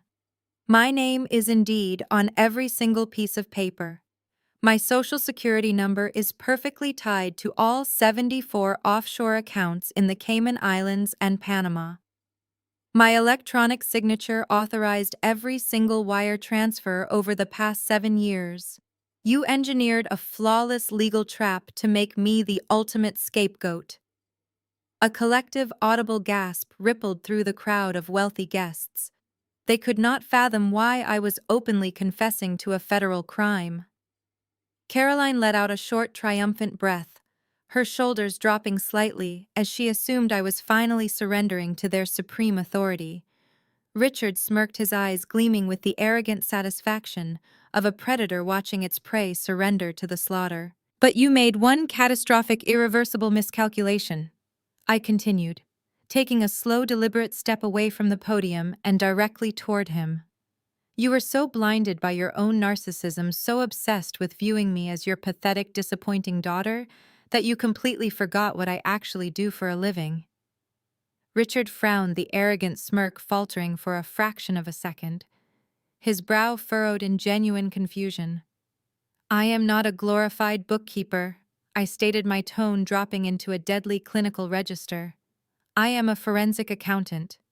My entire professional existence is dedicated to dismantling complex corporate fraud, tracking invisible money, and destroying illicit financial syndicates exactly like yours.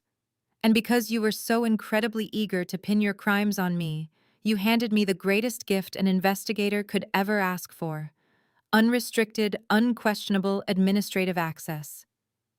The color began to drain from Richard's face. The realization was slowly, agonizingly creeping into his brain, fighting against his massive ego. "By legally forging my name as the managing director of your shell companies, you gave me total lawful clearance to every single ledger, every hidden server, and every encrypted routing number in your entire network." I explained, my eyes locking onto his with absolute merciless intensity. "I did not have to hack into your system. I did not have to subpoena your records. You literally handed me the master keys to the kingdom and walked away." Caroline let out a strangled, high-pitched sound, stumbling backward until her spine hit the edge of the mahogany head table. Her hands flew to her mouth, her eyes wide with a sudden, suffocating terror. 6 months ago, I continued ensuring my voice remained steady and powerful. I took my complete unrestricted access, and I walked directly into the Boston field office of the Internal Revenue Service. I sat down with federal agents and I formally invoked my rights under the IRS whistleblower program. The word whistleblower struck the room like a physical shockwave. Several prominent corporate executives in the crowd physically stepped backward, desperate to put as much distance between themselves and my father as humanly possible. They knew exactly what the IRS whistleblower program entailed. It meant the federal government had been quietly building a massive, inescapable RICO case for half a year, armed with perfect inside information. "You are lying." Richard choked out his voice, suddenly sounding thin and reedy. The booming, authoritative patriarch from 60 seconds ago was completely gone. He raised a shaking hand, pointing a trembling finger at me. "You do not have the clearance. You are bluffing. You are a bitter, jealous liar trying to scare me." "I am a federally protected cooperating witness," I corrected him coldly. "For the past 180 days, I have been feeding the Department of Justice every single transaction you made. Every time you moved stolen equity to buy my sister a passing grade at Harvard, I logged it. Every time Caroline bought a diamond necklace with untaxed offshore funds, I handed the receipt to a federal prosecutor. Every single arrogant, sloppy move you made was instantly documented, verified, and added to a federal indictment file that is currently thicker than a phone book." Richard's chest heaved as he struggled to pull oxygen into his lungs. Sweat began to bead on his forehead, gleaming under the harsh light of the crystal chandeliers. He looked around the room, his eyes darting frantically, searching for a single friendly face, a single powerful ally who might step in to save him. But the Boston elite are survivors. They do not associate with sinking ships. The federal judges in attendance were already turning their backs, refusing to even look in his direction. The political allies he had bribed and funded over the years were silently walking toward the exits, pulling out their phones to call their own legal defense teams. "You thought you were a financial god," I said, driving the final nail into the coffin of his ego. "You thought you could sacrifice your own daughter to keep your hands clean. But all you did was build the exact weapon I needed to tear your fake legacy to shreds. I did not just uncover your fraud, Richard. I weaponized it." Madison, who had been standing frozen near the shattered remains of her champagne glass, let out a loud, piercing sob. Her Harvard law degree suddenly felt completely worthless against the crushing weight of a federal money laundering conspiracy. She looked at our father, waiting for him to fix it, waiting for him to use his money and power to make the bad things go away. But Richard had absolutely nothing left. He stood in the center of the luxurious dining room, surrounded by the ruins of his reputation, staring at the daughter he had chronically underestimated. The trap he had spent 7 years building had just snapped shut on his own neck, and I was holding the key. I slowly raised my left arm, pulling back the crisp white cuff of my tailored blazer. I glanced down at the silver face of my watch. The sleek metal hands aligned with absolute unforgiving precision. It was exactly 5 o'clock in the afternoon. The domestic financial markets in New York had just closed their doors. The international routing windows were officially shut for the weekend. The timing was absolutely flawless. I lowered my arm and locked my eyes onto my father. His breathing was becoming increasingly shallow. His broad, arrogant shoulders had completely slumped. The booming, untouchable patriarch from 60 seconds ago was rapidly dissolving into a terrified old man. "You see, Richard, there is a fundamental, catastrophic flaw in your massive ego," I said, my voice echoing clearly across the dead, silent dining room. "You assumed that putting my name on the managing director line of your shell companies was just a convenient liability shield. You thought it meant I would be the only one to take the fall when the government finally came knocking. You thought you could just point a finger at the estranged, disappointing daughter and walk away completely clean. But you failed to read the fine print of your own fraudulent corporate bylaws." Richard stared at me, his mouth opening and closing soundlessly. The realization was beginning to claw its way into his brain, but he was still desperately trying to deny the inevitable. He wanted to believe I was bluffing. He needed to believe his empire was safe. "By granting me absolute legal authority over those 74 offshore entities, you gave me supreme executive control." I continued, taking a slow, measured step toward him. "I did not just hand your illegal ledgers over to the Internal Revenue Service. I did not just hand them a map of your crimes. I walked into a secure federal facility this morning alongside the Director of Financial Enforcement, and I signed a unilateral, irrevocable directive." A collective shudder went through the remaining guests in the room. The venture capitalists and corporate lawyers standing in the shadows knew exactly what a unilateral directive meant in the context of offshore banking. It was a financial death sentence. It was a move that bypassed all judicial delays and instantly seized international funds. "I let you use my identity for 7 years. For this exact moment, I declared my words, striking him like physical blows. I let you build your entire dark money empire on my back, so I would have the absolute, indisputable legal right to freeze every single cent. I authorized the international banking authorities to immediately seize and lock down the entire $80 million across your Cayman and Panamanian accounts. And I timed the execution order to take effect at exactly 5 o'clock today." The silence that followed was heavy and suffocating. The classical music overhead had been completely shut off by the panicked restaurant staff. The only sound in the massive, luxurious room was the ragged, desperate breathing of my parents. "Check your phone, Richard," I commanded softly. The tone was icy and unyielding. "Check the accounts. See for yourself." Richard swallowed hard. His hands were shaking violently as he reached into the inner pocket of his bespoke Italian suit jacket. He pulled out his heavily encrypted secure mobile device. This was the specific phone he used exclusively to bypass domestic tax oversight and monitor his illegal offshore wealth. His fingers were trembling so badly, he nearly dropped the expensive device onto the hardwood floor. He tapped the screen to wake it up. He opened his private offshore banking application. The software required a biometric scan. He pressed his shaking thumb against the sensor. The screen glowed bright white, casting a sickly pale light across his terrified face. A small loading circle spun in the center of the display. Every single person in the room watched him. They watched the titan of Boston finance reduced to a trembling, sweating wreck. The guests nearest to our table craned their necks, desperate to witness the downfall. The loading circle disappeared. The master dashboard of his entire criminal syndicate materialized on the screen. I watched his eyes scan the digital numbers. I watched the exact millisecond his entire world violently imploded. Where there should have been $80 million in stolen laundered equity, there was absolutely nothing. The screen displayed a stark, unforgiving row of zeros. $0, 0 cents. Below the empty balance, a bright red banner flashed across the application. It read, "Account frozen by United States federal mandate." Richard let out a sound that was less than human. It was a hollow, gut-wrenching gasp of pure agony. His knees buckled slightly. The secure phone slipped from his sweaty, trembling fingers and crashed onto the polished floor. The screen cracked upon impact, mirroring the absolute destruction of his legacy. The bright red warning banner remained clearly visible through the shattered glass. He had nothing. His wealth was gone. His power was gone.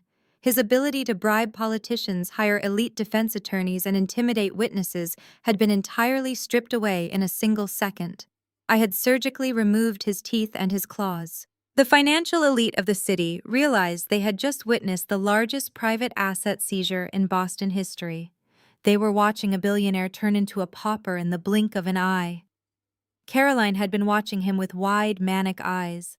She saw the phone drop. She saw the absolute devastation ravage her husband's face. The reality of my words finally broke through her layers of intense denial and staggering arrogance. The money was gone.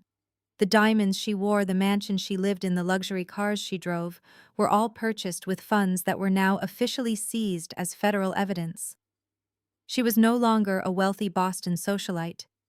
She was a broke, exposed federal criminal about to lose her freedom. The physical toll of this realization hit her with the force of a speeding train. Caroline let out a weak, high-pitched whine. She grabbed the edge of the mahogany table, her manicured nails digging into the wood as if trying to anchor herself to a reality that no longer existed. Her breath came in short, hyperventilating gasps. Her perfectly styled legs simply gave out beneath her. She collapsed backward, falling heavily into her dining chair. Her designer clutch slipped from her lap, spilling her expensive cosmetics and credit cards onto the floor. She slumped against the armrest, her eyes wide and vacant, staring blankly at the shattered screen of Richard's phone on the floor. The heavy diamond necklace around her throat suddenly looked less like a status symbol and more like a glittering, suffocating noose. She was completely paralyzed by the horrific understanding that she would likely die in a federal prison. Madison stood completely frozen a few feet away. The Harvard law degree she had been so incredibly proud of felt like a useless piece of paper. She looked between her hyperventilating mother and her broken, defeated father. The luxury life she had been promised was evaporating right in front of her eyes. The trust funds, the real estate portfolios, the unbridled power she thought she possessed were all gone, swept away by the sister she had mocked and degraded her entire life. I stood in the center of the devastation I had just orchestrated, feeling absolutely no remorse. They had tried to destroy my life. They had tried to sacrifice me to save their own skin. I had simply returned the favor. The heavy silence in the dining room was absolute. Richard stared blankly at the shattered phone on the floor. Caroline was hyperventilating in her chair, her hands clutching her throat. But Madison was a different story entirely. The golden child had always been shielded from consequence. She had spent her entire life wrapped in a protective bubble of stolen wealth, arrogant entitlement, and parental favoritism. Now that shield was gone. The immense weight of her new reality finally snapped the last remaining threads of her sanity. She looked from the frozen zero balance on the screen to my perfectly calm face. Her pristine, sophisticated aura vanished instantly. The beautiful, poised Harvard graduate was entirely replaced by something feral and unhinged. Her chest heaved rapidly. Her hands balled into tight fists at her sides. Her perfectly manicured nails dug into her palms so hard they threatened to draw blood. The realization that she was no longer an heiress, no longer a billionaire bride, and no longer protected by unlimited money ignited a blinding, violent fury inside her. A guttural, agonizing scream ripped from Madison's throat. It was a raw, primal sound of pure hatred that echoed violently across the mahogany dining room. She lunged forward. She did not care about the federal judges watching her. She did not care about the venture capitalists recording the scene on their smartphones. She closed the distance between us in a fraction of a second, her arm raising high into the air. Her hand was flattened, aiming a vicious, full-force slap directly at my face. She wanted to physically destroy the person who had just dismantled her entire universe. "You ruined my life!" Madison shrieked, her voice cracking with absolute hysteria. "You jealous, miserable wretch! I will kill you!" I did not step back. I did not raise my arms to block the incoming strike. I simply braced myself, keeping my eyes locked on her contorted, furious face. I was fully prepared to take the physical blow and seamlessly add a felony assault charge to her impending federal indictment.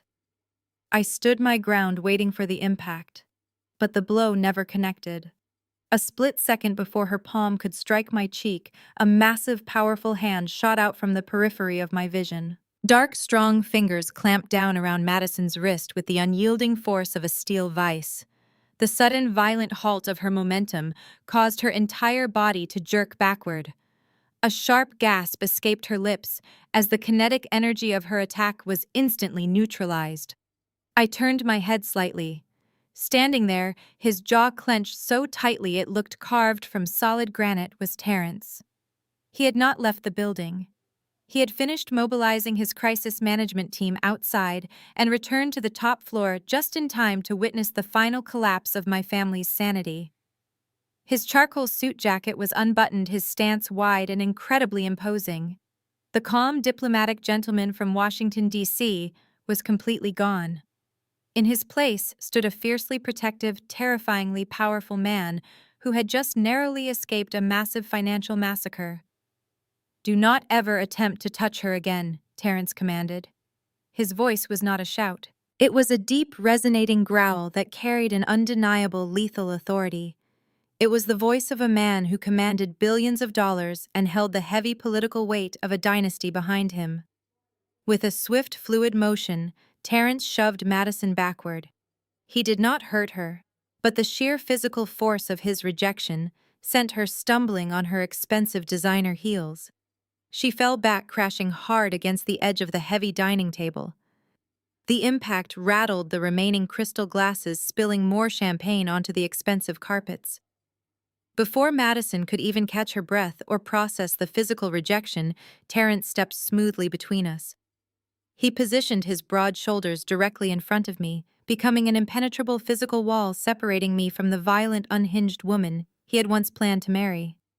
Terrence did not break eye contact with Madison.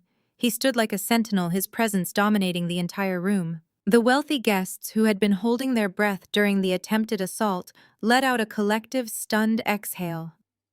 They were watching a prominent hedge fund manager publicly turn his back on his fiancée to physically shield the woman who had just destroyed her family.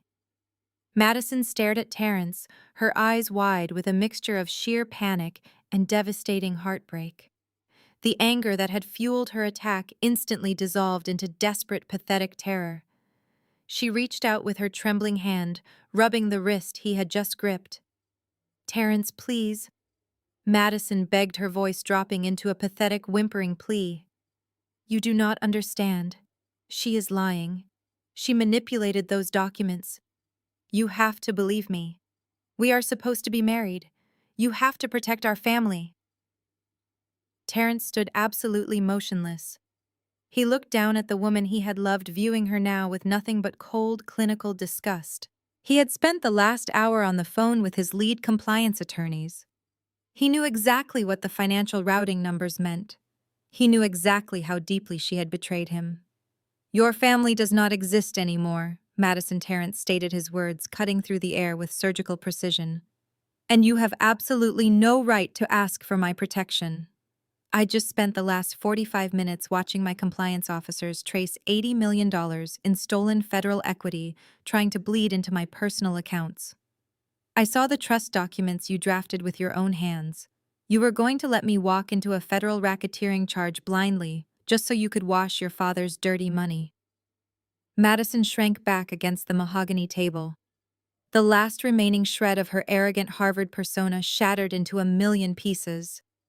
The man she viewed as her ultimate prize, her shield against the world, was standing firmly against her. He was protecting the sister she had spent her entire life degrading.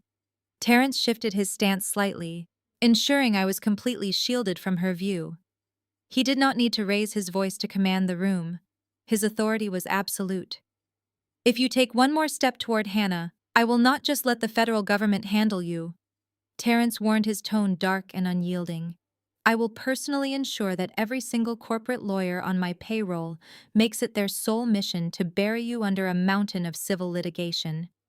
You will never see the inside of a courtroom as a lawyer. You will only ever enter one as a defendant. Step back and stay exactly where you are." I stood behind him, feeling the absolute certainty of his protection. For 22 years, I had fought my battles entirely alone. I had faced their psychological abuse, their financial manipulation, and their endless cruelty, without a single person standing in my corner. Now, in the climax of my ultimate retaliation, I was no longer fighting solo. Terrence had seen the truth, and he had chosen the right side of the battlefield. The physical safety he provided allowed me to maintain my cold, calculating focus. The assault had failed. The manipulation had failed. My sister was completely cornered, weeping pathetically against a dining table while the man she tried to exploit stood as an unbreakable fortress defending the architect of her destruction. The heavy silence following Terrence's physical intervention hung in the air like a thick fog. He remained standing in front of me, a solid wall of bespoke charcoal wool and uncompromising moral clarity. Madison was still cowering against the edge of the mahogany table, her chest heaving with ragged, panicked breaths. The primal rage that had driven her to attack me just moments ago was entirely extinguished. In its place was a bottomless, hollow terror. She looked up at the man she had planned to use as her ultimate get-out-of-jail-free card, finally realizing that the game was permanently over. Terrence did not raise his voice. He did not need to. The quiet, lethal calm radiating from him was far more terrifying than any shouting match could ever be. He slowly raised his left hand, holding it up so the harsh light of the crystal chandeliers caught the gleam of the heavy platinum engagement ring resting on his finger. It was a custom piece, an heirloom design that represented his family's deep political dynasty in Washington and their generational wealth. It was a symbol of trust, a promise of a merged future, and right now it looked like a shackle he was utterly disgusted to wear. He stared at the platinum band for a long, agonizing moment. The elite guests surrounding us watched in absolute fascination, utterly captivated by the spectacular destruction of Boston's most arrogant family. Terrence grasped the ring with his right hand.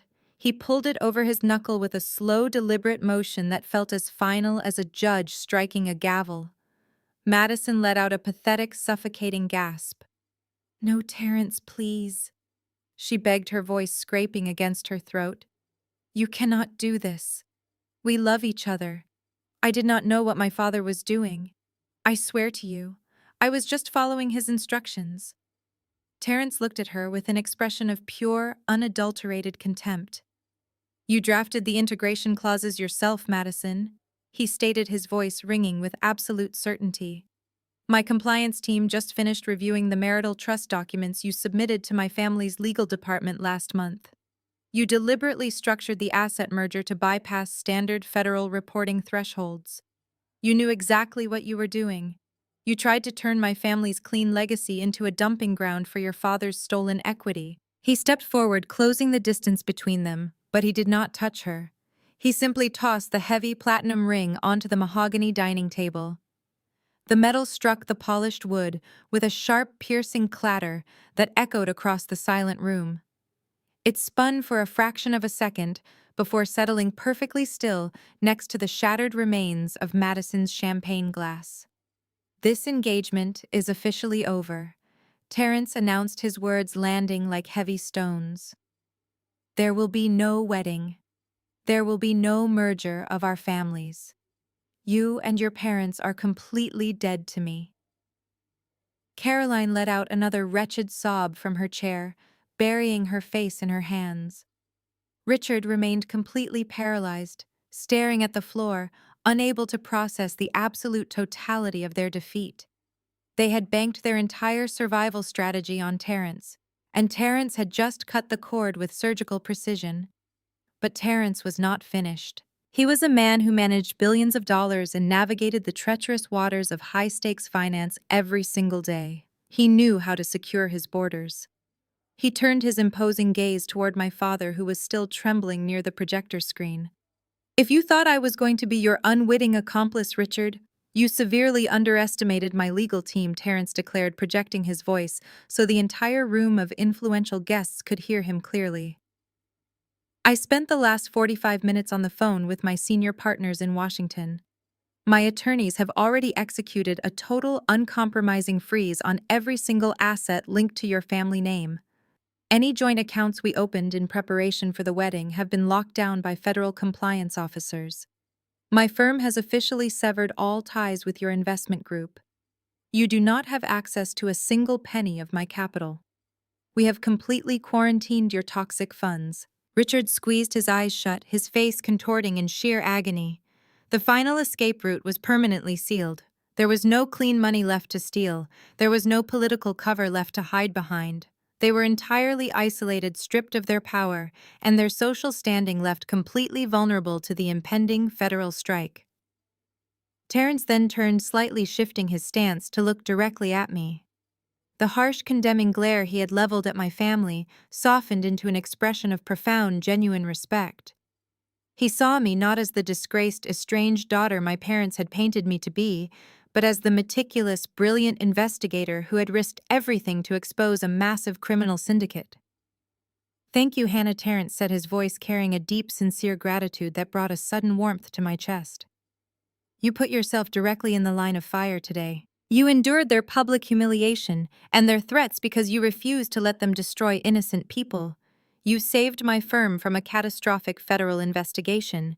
You saved my family's political legacy from being permanently stained by their corruption.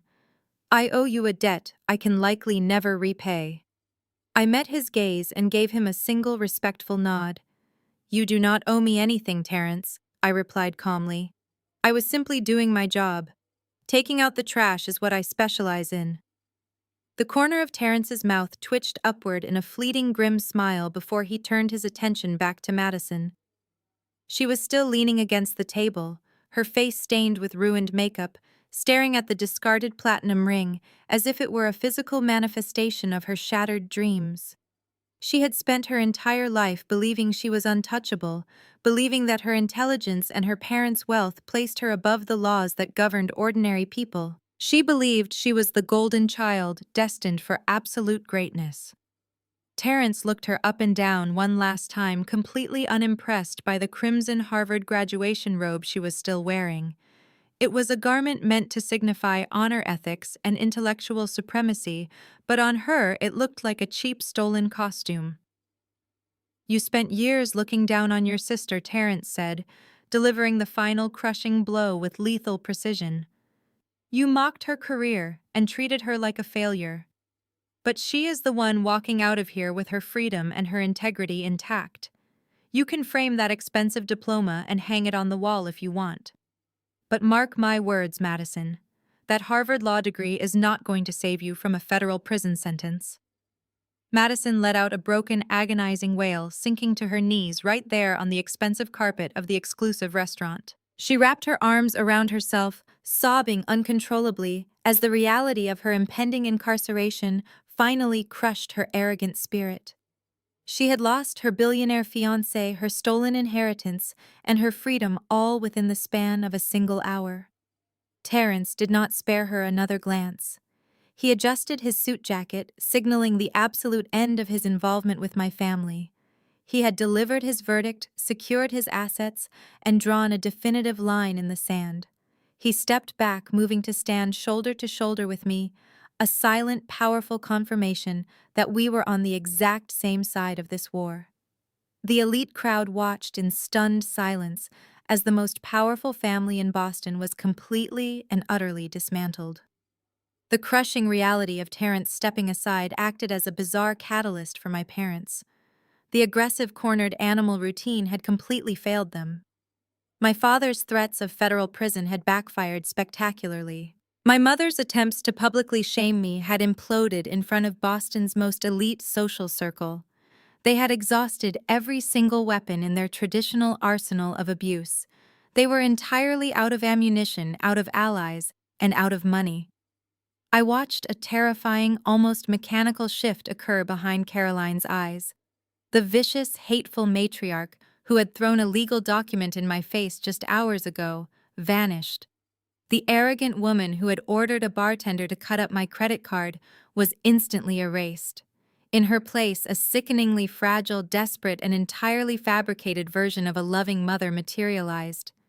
It was a psychological pivot so violent and sudden it would have given a clinical psychiatrist whiplash.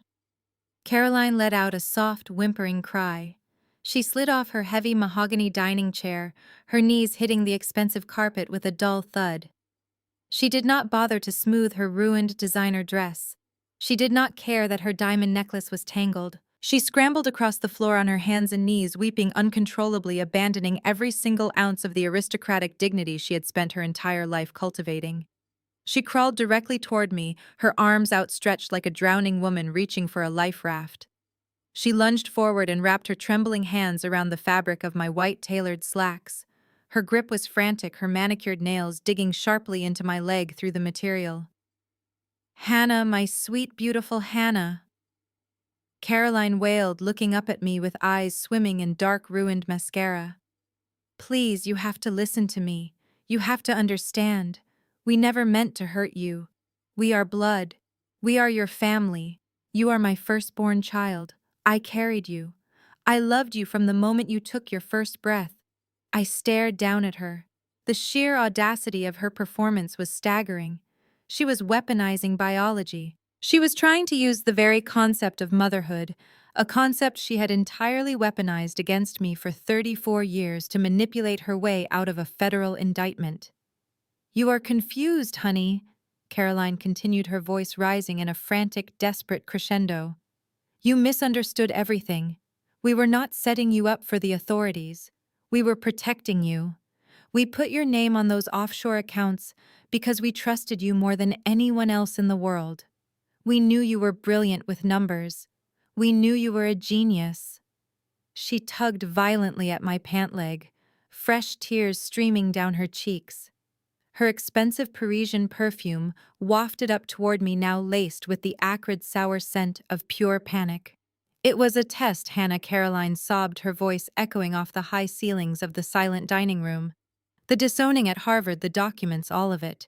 It was just a high-pressure stress test. Your father and I wanted to see if you had the ruthless instincts required to take over the entire investment empire. And you passed. You passed with flying colors. You proved you are the smartest person in this family. Now please, baby, please, just pick up your phone, call the Treasury Department, tell them it was a misunderstanding, and unlock the accounts. We can fix this right now. We can all go home and be a real family again." I looked over her shaking form to see Richard taking a tentative step forward. He swallowed hard, his face pale and slick with cold sweat. He raised his hands in a gesture of pathetic surrender.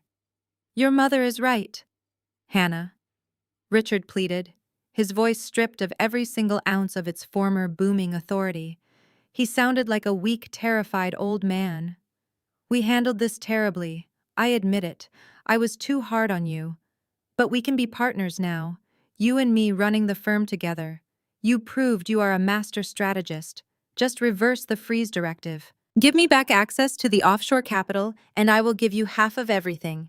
I will put you on the board of directors tomorrow morning. Just make the phone call. I looked at the two of them. The mighty titans of Boston finance were reduced to begging on the floor of a luxury restaurant. They were offering me a seat at a table that was currently tumbling into a bottomless ravine.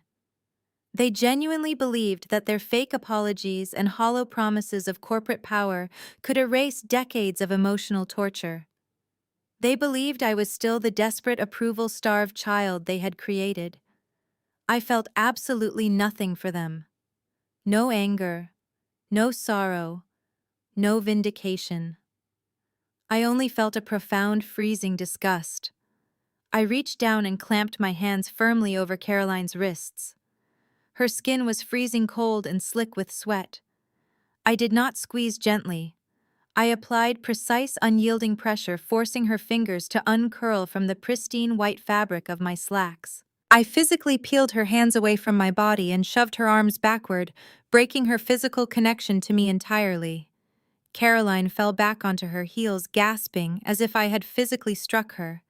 She looked up at me, her mouth trembling, waiting for me to accept her absurd, delusional narrative. "We are not blood," I stated, my voice echoing with a calm, lethal finality. "We merely share genetic material. A mother does not use her child as a human shield against a federal racketeering charge. A father does not use his daughter's social security number to launder stolen money and then publicly disown her to cover his tracks." I took a deliberate step back, putting distance between my shoes and her trembling hands. "You did not test me, Caroline." I continued, my gaze locking onto her terrified, weeping eyes. "You tried to bury me. You tried to send me to a federal penitentiary for 30 years, so Madison could wear a white dress and sip champagne on a yacht. You do not love me. You have never loved me.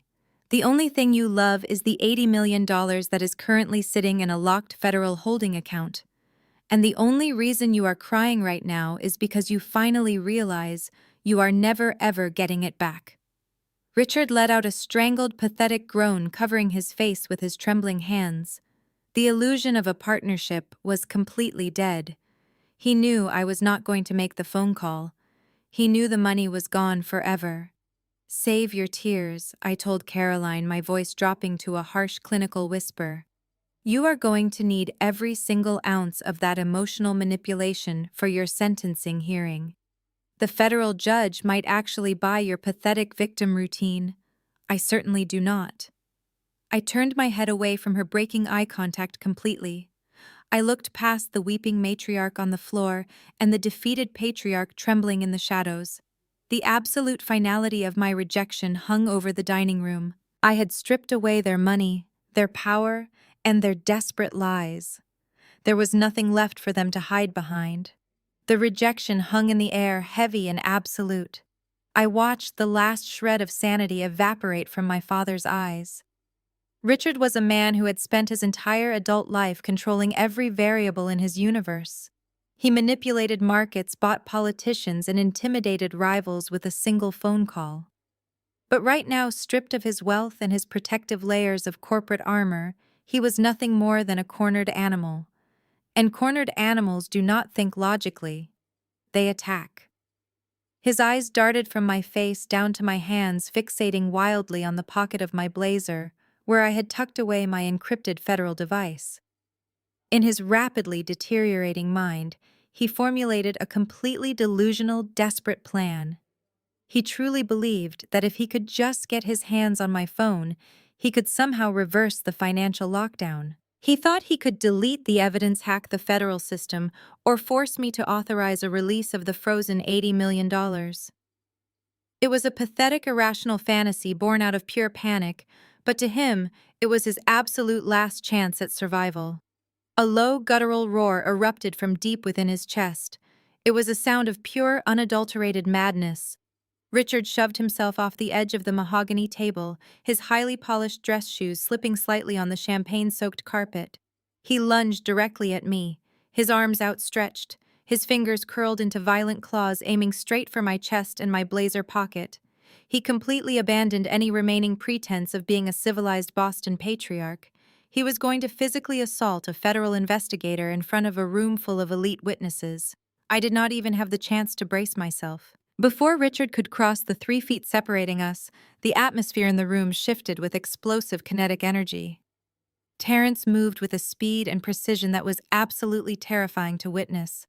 He had been standing right beside me, a silent, imposing guardian. The moment Richard's muscles tensed for the attack, Terrence reacted. He did not hesitate. He did not issue a verbal warning. He simply executed a flawless, devastating physical interception. Terrence lunged forward, stepping directly into Richard's path. He brought his broad, muscular shoulder down, driving it straight into my father's chest with the force of a colliding freight train. The impact was sickeningly loud. The breath was violently knocked out of Richard's lungs in a sharp, wheezing gasp. But Terrence was not finished. He grabbed the lapels of my father's expensive, custom-tailored suit with both of his massive hands, twisting the luxurious fabric into a vice grip. With a swift, dominant pivot of his hips, Terrence completely redirected my father's momentum. He lifted Richard slightly off the ground and slammed him down hard against the center of the heavy mahogany dining table. The collision sounded like an explosion. Crystal wine glasses, fine bone china plates, and heavy silver cutlery shattered into hundreds of pieces, raining down onto the floor in a chaotic clatter. The heavy floral centerpieces toppled over, spilling cold water and crushed white roses across the polished wood. The elite guests surrounding the table shrieked and scrambled backward, desperate to avoid the flying shards of crystal and the sheer violence of the takedown. Richard thrashed wildly against the table, his face turning a dangerous shade of crimson as he struggled to breathe. He clawed helplessly at the hands, pinning him down, his fingernails scraping against the sleeves of Terrence's charcoal suit. But he was entirely outmatched. Terrence leaned his significant weight forward, pressing his forearm firmly against the back of Richard's neck, pinning the older man's face directly into a puddle of spilled champagne and broken glass. "Stay exactly where you are," Terrence growled, his voice a dark, menacing rumble that reverberated through the silent dining room. "You just tried to assault a federal agent. If you move a single muscle, I will personally break your arm before the authorities even walk through the door. Do you understand me?" Richard let out a muffled, pathetic whine, his cheek pressed flat against the wet mahogany. The fight completely drained out of him. He lay there pinned and utterly defeated, panting heavily, as the reality of his physical and financial destruction settled over him.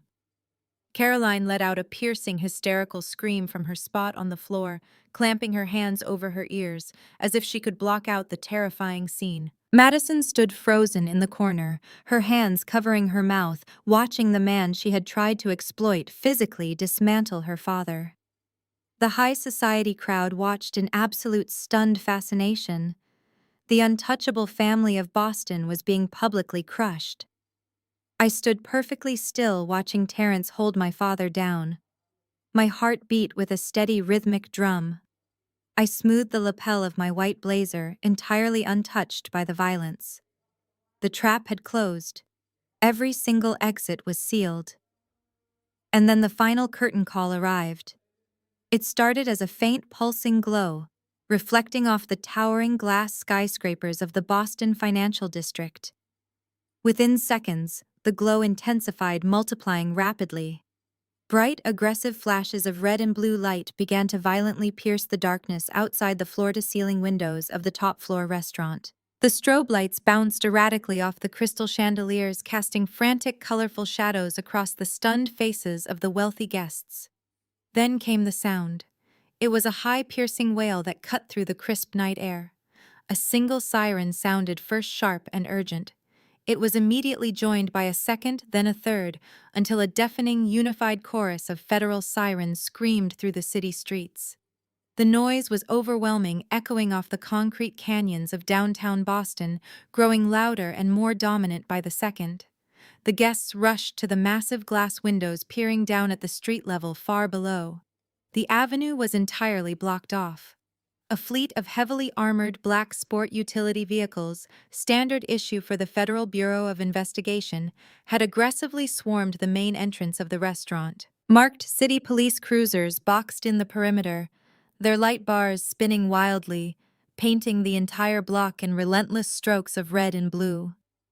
Heavily armed tactical agents wearing dark windbreakers with bold yellow lettering across their backs were pouring out of the vehicles.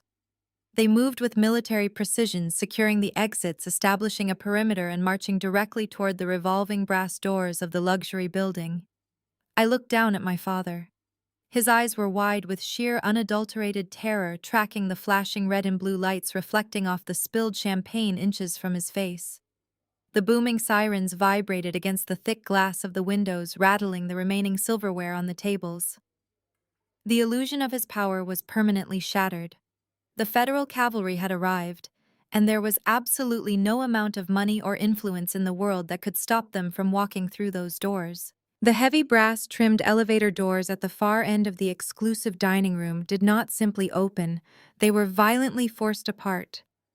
A flood of federal agents wearing dark tactical vests with bright yellow letters across their chests poured into the luxurious space.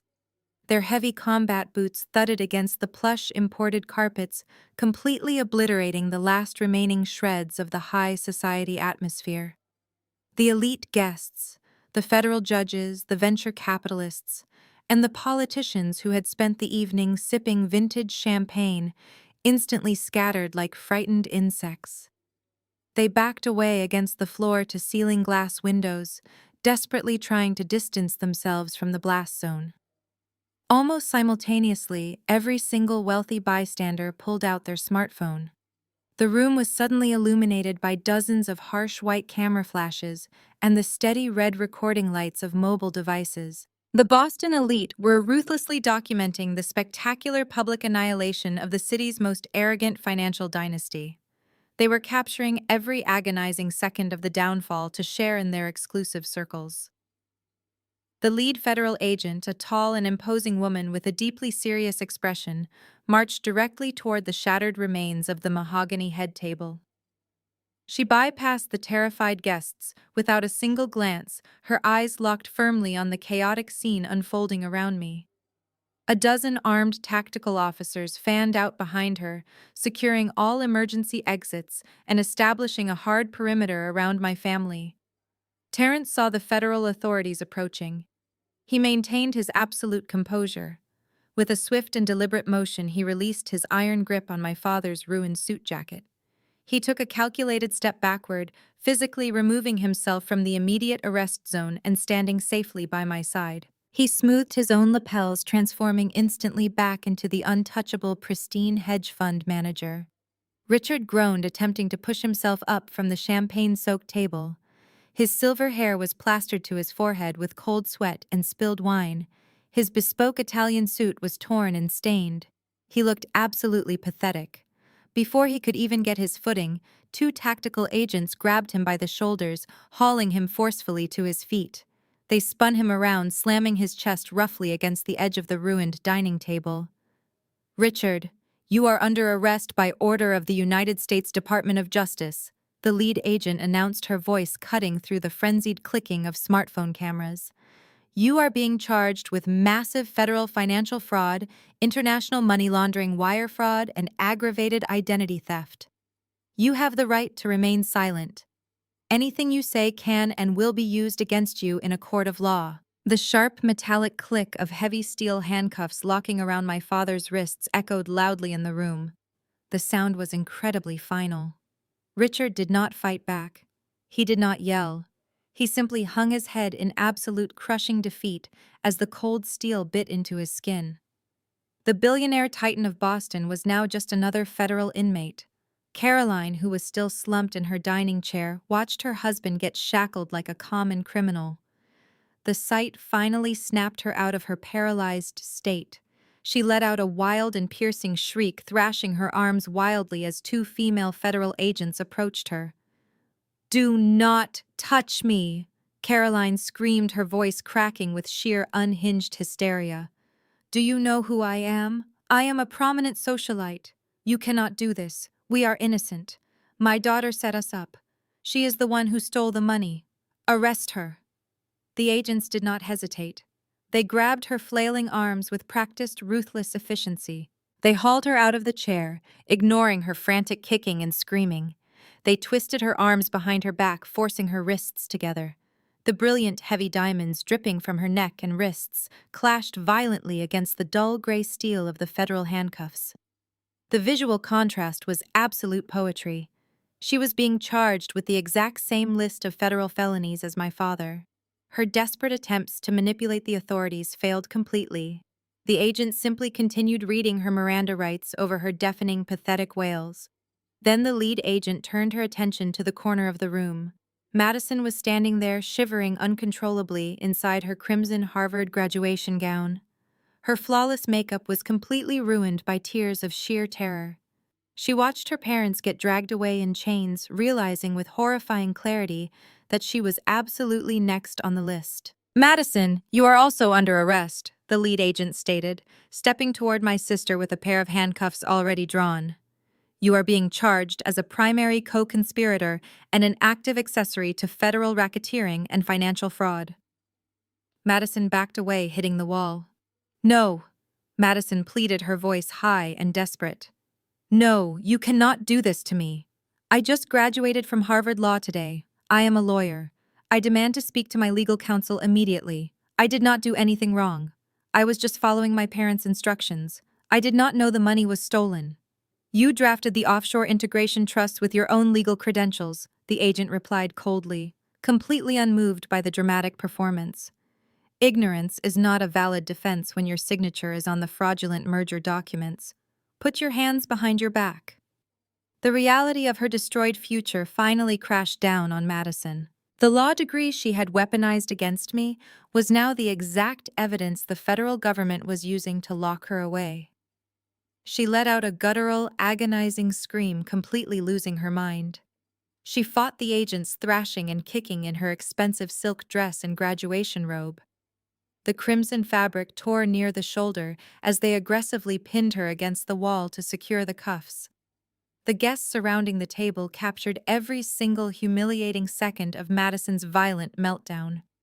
The flashes of their smartphone cameras lit up her tear-stained, contorted face. The golden child, the perfect, brilliant heir to the family empire, was being paraded in front of Boston's elite as a screaming, frantic felon. I stood perfectly still next to Terrence, watching the tactical agents forcefully march my family toward the heavy brass doors of the restaurant. The flashing red and blue lights from the street below illuminated the hallway as they were dragged away. The spectacle was utterly breathtaking. I did not feel an ounce of pity. I did not feel a shred of remorse. I simply watched the absolute destruction of the toxic legacy they had spent their entire lives building. The heavy rhythmic thud of federal tactical boots marching across the plush dining room carpet signaled the absolute end of an era. The commanding officers of the Bureau did not treat my family with the gentle kid-glove deference normally reserved for Boston's financial elite. They treated them exactly like the high-flight risk, federal racketeering suspects they were. I stood my ground near the center of the devastated dining hall, watching the procession with a heart that beat in a slow, steady, triumphant rhythm. First went Caroline. Her legs were practically giving out beneath her. Two female agents had to grip her tightly by the biceps just to keep her moving forward. Her designer heels dragged clumsily against the floor. She was weeping uncontrollably, her face buried in her chest to hide her ruined, tear-streaked makeup from the dozens of smartphone cameras actively recording her disgrace. The heavy diamond necklace she wore, purchased with stolen offshore equity, swung wildly against her chest, a glaring symbol of her impending asset forfeiture. Next was Madison. The golden child was entirely unrecognizable. The crimson Harvard Law graduation robe she had paraded around in all day was torn at the shoulder, hanging off her shaking frame like a discarded theatrical costume. She was hyperventilating, her eyes darting frantically around the room, desperately searching the faces of the venture capitalists and federal judges for a single ounce of sympathy. She found absolutely none. The high society crowd stared back at her with chilling clinical detachment. They were mentally deleting her contact information from their phones as she was marched past them. She had gone from being the most eligible, brilliant heiress in the city to a federal co-conspirator in a matter of minutes. Then came Richard. The lead tactical agents flanked him tightly on both sides. My father, the man who had spent 34 years treating me like an insignificant, pathetic disappointment, was now shuffling forward in heavy steel handcuffs. The immaculate bespoke Italian suit he had worn to command the room was now thoroughly ruined, stained with spilled vintage champagne and wrinkled from his violent altercation with Terence. His silver hair, usually slicked back with absolute perfection, hung wildly over his forehead, matted with cold sweat. The path to the heavy brass elevator doors required them to walk directly past where I was standing. Terence remained solidly positioned just a half step behind my right shoulder, projecting a silent, lethal warning that no one was to lay another hand on me. But I did not need a physical shield anymore. The federal agents had my father completely subdued. As the agents marched Richard closer, I did not avert my gaze. I did not shrink back or lower my head in submission, as I had been conditioned to do my entire childhood. I stood tall, my spine perfectly straight, wrapped in the pristine white fabric of my tailored blazer. I looked him dead in the eye, forcing him to witness the unyielding strength of the daughter he had tried to sacrifice. Richard dug the heels of his ruined leather shoes into the expensive carpet, forcing the tactical agents to momentarily halt their relentless forward momentum.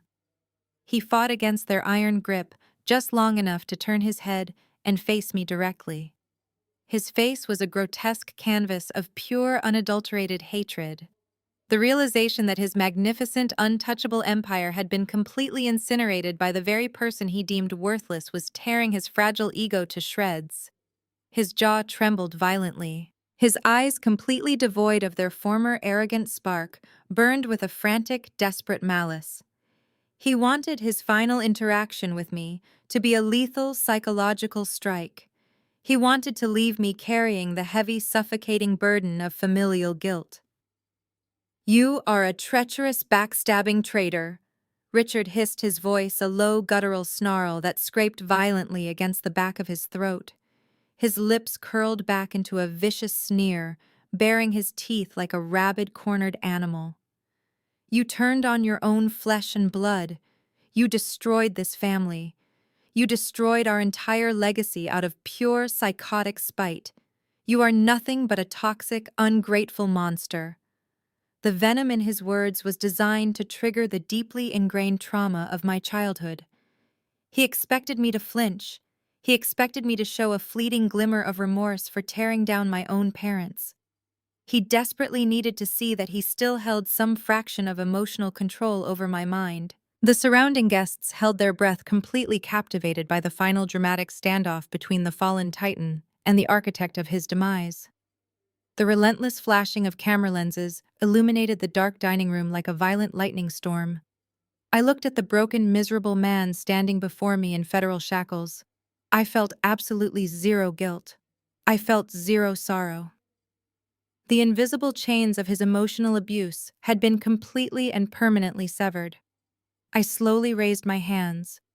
With smooth, deliberate, and entirely unhurried movements, I reached down and grasped the edges of my pristine white blazer. I pulled the fabric together, sliding the central button smoothly through its buttonhole, securing the tailored jacket with a sharp, professional finality. The gesture was incredibly loud in its quiet confidence. It was the physical manifestation of a closed case. I raised my chin, meeting his frantic, hateful glare with an expression of absolute freezing indifference. The air between us seemed to plummet to sub-zero temperatures. "No, sir," I replied, my voice echoing with a cold, hollow, and devastating clarity that carried across the dead, silent room. "I am not a traitor. I am simply the miserable, low-level bean counter making pennies exactly like you said. I just balance the ledgers and report the discrepancies." I took a microscopic step closer, lowering my voice just a fraction, ensuring the final words were delivered like a physical blade to his chest. "I strongly suggest you get comfortable with the color orange. Enjoy wearing your prison jumpsuit." The absolute finality of my statement struck him with staggering physical force. Richard opened his mouth to unleash another torrent of desperate, hateful abuse, but the words died instantly in his throat. He had absolutely no ammunition left. The realization that my career, the very profession he had mocked and belittled for a decade, was the precise instrument of his total annihilation finally crushed his spirit completely. "Move it!" the lead tactical agent commanded sharply, completely unbothered by the family drama. The agents yanked aggressively on Richard's arms, forcing him to stumble forward. They dragged him away from me, marching him rapidly toward the heavy brass elevator doors. I stood my ground, watching his defeated, slumping figure disappear into the steel car alongside my weeping mother and my screaming, hysterical sister. The heavy metal doors slid shut with a loud, definitive mechanical clank, severing my toxic family from high society forever. They were descending directly into the custody of the United States Department of Justice, where their billions of dollars and their arrogant stolen prestige would offer them absolutely no protection. I remained standing in the center of the ruined luxury dining room. The red and blue emergency lights continued to flash wildly through the floor-to-ceiling windows, casting long, colorful shadows across the shattered crystal and spilled champagne covering the mahogany tables. I took a deep, steady breath of the crisp air. The suffocating weight of my family's expectations, their crushing cruelty, and their massive, towering lies had been completely eradicated. I had walked into this exclusive room as a targeted, disowned scapegoat, and I was walking out as the indisputable victor. 6 months had passed since the flashing red and blue lights illuminated that Boston dining room. I stood by the floor-to-ceiling windows of my new corner office in Lower Manhattan. The New York City skyline stretched out before me, a jagged landscape of glass and steel that hummed with legitimate, highly regulated commerce. I was no longer operating out of a cramped government cubicle. I was now the founding partner of a premier independent forensic auditing firm specializing in international asset recovery and elite corporate compliance. The transition from the suffocating, toxic environment of my family to this pristine, powerful reality was the most liberating experience of my entire life. My secure desktop computer chimed with a high-priority, encrypted email notification. I turned away from the panoramic view of the Hudson River and walked over to my polished mahogany desk. The sender was the United States Department of the Treasury, specifically the Internal Revenue Service Whistleblower Office.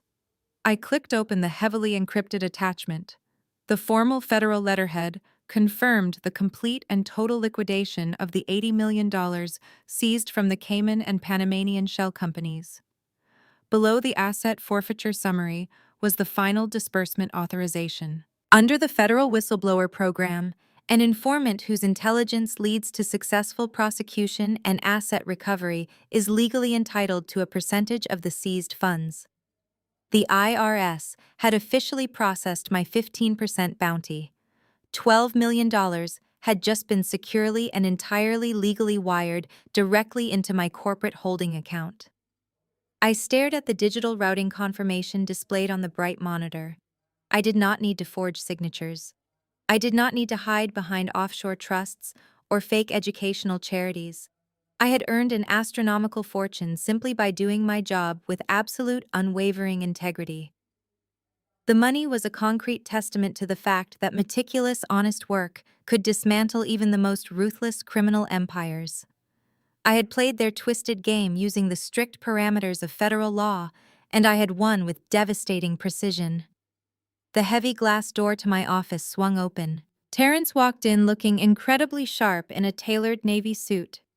The tension and horror that had gripped him that day at the Harvard graduation were completely gone. Over the past 6 months, we had forged an unbreakable professional alliance. After the Boston fallout, Terrence had hired my firm on a permanent high-level retainer to audit his entire Washington, D.C. hedge fund and ensure absolute protection against any future infiltration attempts. He was no longer just the man who almost married into a nightmare. He was my most trusted corporate partner and a fiercely loyal ally. Terrence held 2 heavy crystal tumblers and a bottle of exceptionally rare aged scotch. He set the glasses on the edge of my desk and poured a generous measure of the amber liquid into each. The news just hit the federal wire, Terrence said, handing me one of the crystal glasses. His deep voice carried a profound sense of closure and satisfaction. The sentencing hearings concluded an hour ago in Boston. The federal judge did not show a single ounce of leniency. I took the glass, feeling the cool, solid weight of the crystal in my hand. 30 years, I asked, keeping my tone perfectly level and detached. 30 years for Richard, Terrence confirmed, taking a slow sip of his scotch. 25 years for Caroline. And Madison received a mandatory minimum of 15 years for her direct role in drafting the fraudulent integration trusts. The federal prosecutor completely dismantled their defense in under a week. They actually tried to turn on each other during the cross-examinations. Richard tried to blame Caroline. Caroline blamed Madison, and Madison cried to the judge that she was manipulated. But the digital paper trail you provided was far too comprehensive. There is no possibility of parole. They are going to spend the rest of their natural lives wearing federal-issued jumpsuits. I walked back toward the floor-to-ceiling windows, looking out over the sprawling city one more time. I felt a profound, absolute sense of peace settle over my shoulders. For 34 years, they had conditioned me to believe I was a worthless disappointment. They had weaponized their wealth to make me feel small, insignificant, and entirely disposable. They had engineered a sinister scenario where I was supposed to take the brutal fall for their massive, unchecked greed. They threw me to the wolves, assuming I would simply roll over and accept my fate as the designated family scapegoat. They severely underestimated you, Terrence said, stepping up beside me to look out at the breathtaking skyline. They thought they could use you as a convenient human shield. They had absolutely no idea they were dealing with the most lethal financial investigator on the eastern seaboard. They blinded themselves with their own monumental arrogance, I replied, taking a slow sip of the expensive scotch. The burn was smooth and incredibly satisfying. They cared more about preserving a fake high society image than they cared about their own flesh and blood. They built a massive house of cards on a foundation of pure manipulation, and they simply handed me the matches. Terrence raised his glass, clinking it gently against mine. The crisp sound echoed perfectly in the spacious office. To clean ledgers and unshakable boundaries, he toasted. To absolute freedom, I added, echoing his sentiment and taking another sip. I watched the afternoon sun cast long, golden reflections across the New York skyscrapers. My life was finally my own. I was entirely free from the suffocating grip of their narcissistic abuse. I had a thriving, prestigious firm, a massive fortune built on sheer competence, and a tight circle of professional allies who respected my intellect and my integrity. I did not need their approval. I did not need their fake conditional love. I had meticulously engineered my own justice and reclaimed my identity. They disinherited me at Harvard to make me their scapegoat. But in the end, the only thing they inherited from each other was a lifetime prison sentence. If you are watching this from somewhere where family loyalty is used as a toxic weapon, please let me know your thoughts in the comments below. Hit the like button and subscribe to the channel if you believe that standing your ground and walking away from manipulative people is the ultimate victory. Thank you so much for watching my story, and remember, your worth is never determined by those who are completely blind to your value. The most profound lesson we can extract from this entire ordeal is that sharing DNA does not automatically guarantee loyalty, love, or respect. For years, society conditions us to believe that family is an unbreakable bond, and that we must endlessly forgive those who share our bloodline. But when the people who are supposed to protect you actively plot your destruction to save themselves, that biological tie becomes nothing more than a dangerous liability. My parents and my sister built their lives on an illusion of superiority while desperately trying to force me into the role of their eternal victim. They mistook my silence for weakness and my independence for vulnerability. What they failed to understand is that true power does not come from loud public declarations or stolen offshore bank accounts. True power comes from quiet competence, absolute self-reliance, and the courage to walk away from tables where respect is no longer being served. I did not win by screaming or begging for their validation. I won by mastering my profession, keeping my emotions completely detached and allowing their own towering arrogance to engineer their ultimate downfall. You must never allow toxic individuals to define your self-worth or dictate your future. When someone shows you they are willing to sacrifice you for their own gain, you must believe them the very first time. You owe absolutely nothing to people who treat your existence as an inconvenience or a tool for their own survival. Your greatest revenge is simply outsmarting them, outliving their lies, and building a magnificent reality entirely without them. If you have ever had to cut ties with toxic relatives to protect your own peace and future, please drop a comment below and share your experience. Hit that like button and subscribe to the channel for more stories about reclaiming your power and walking away from manipulation.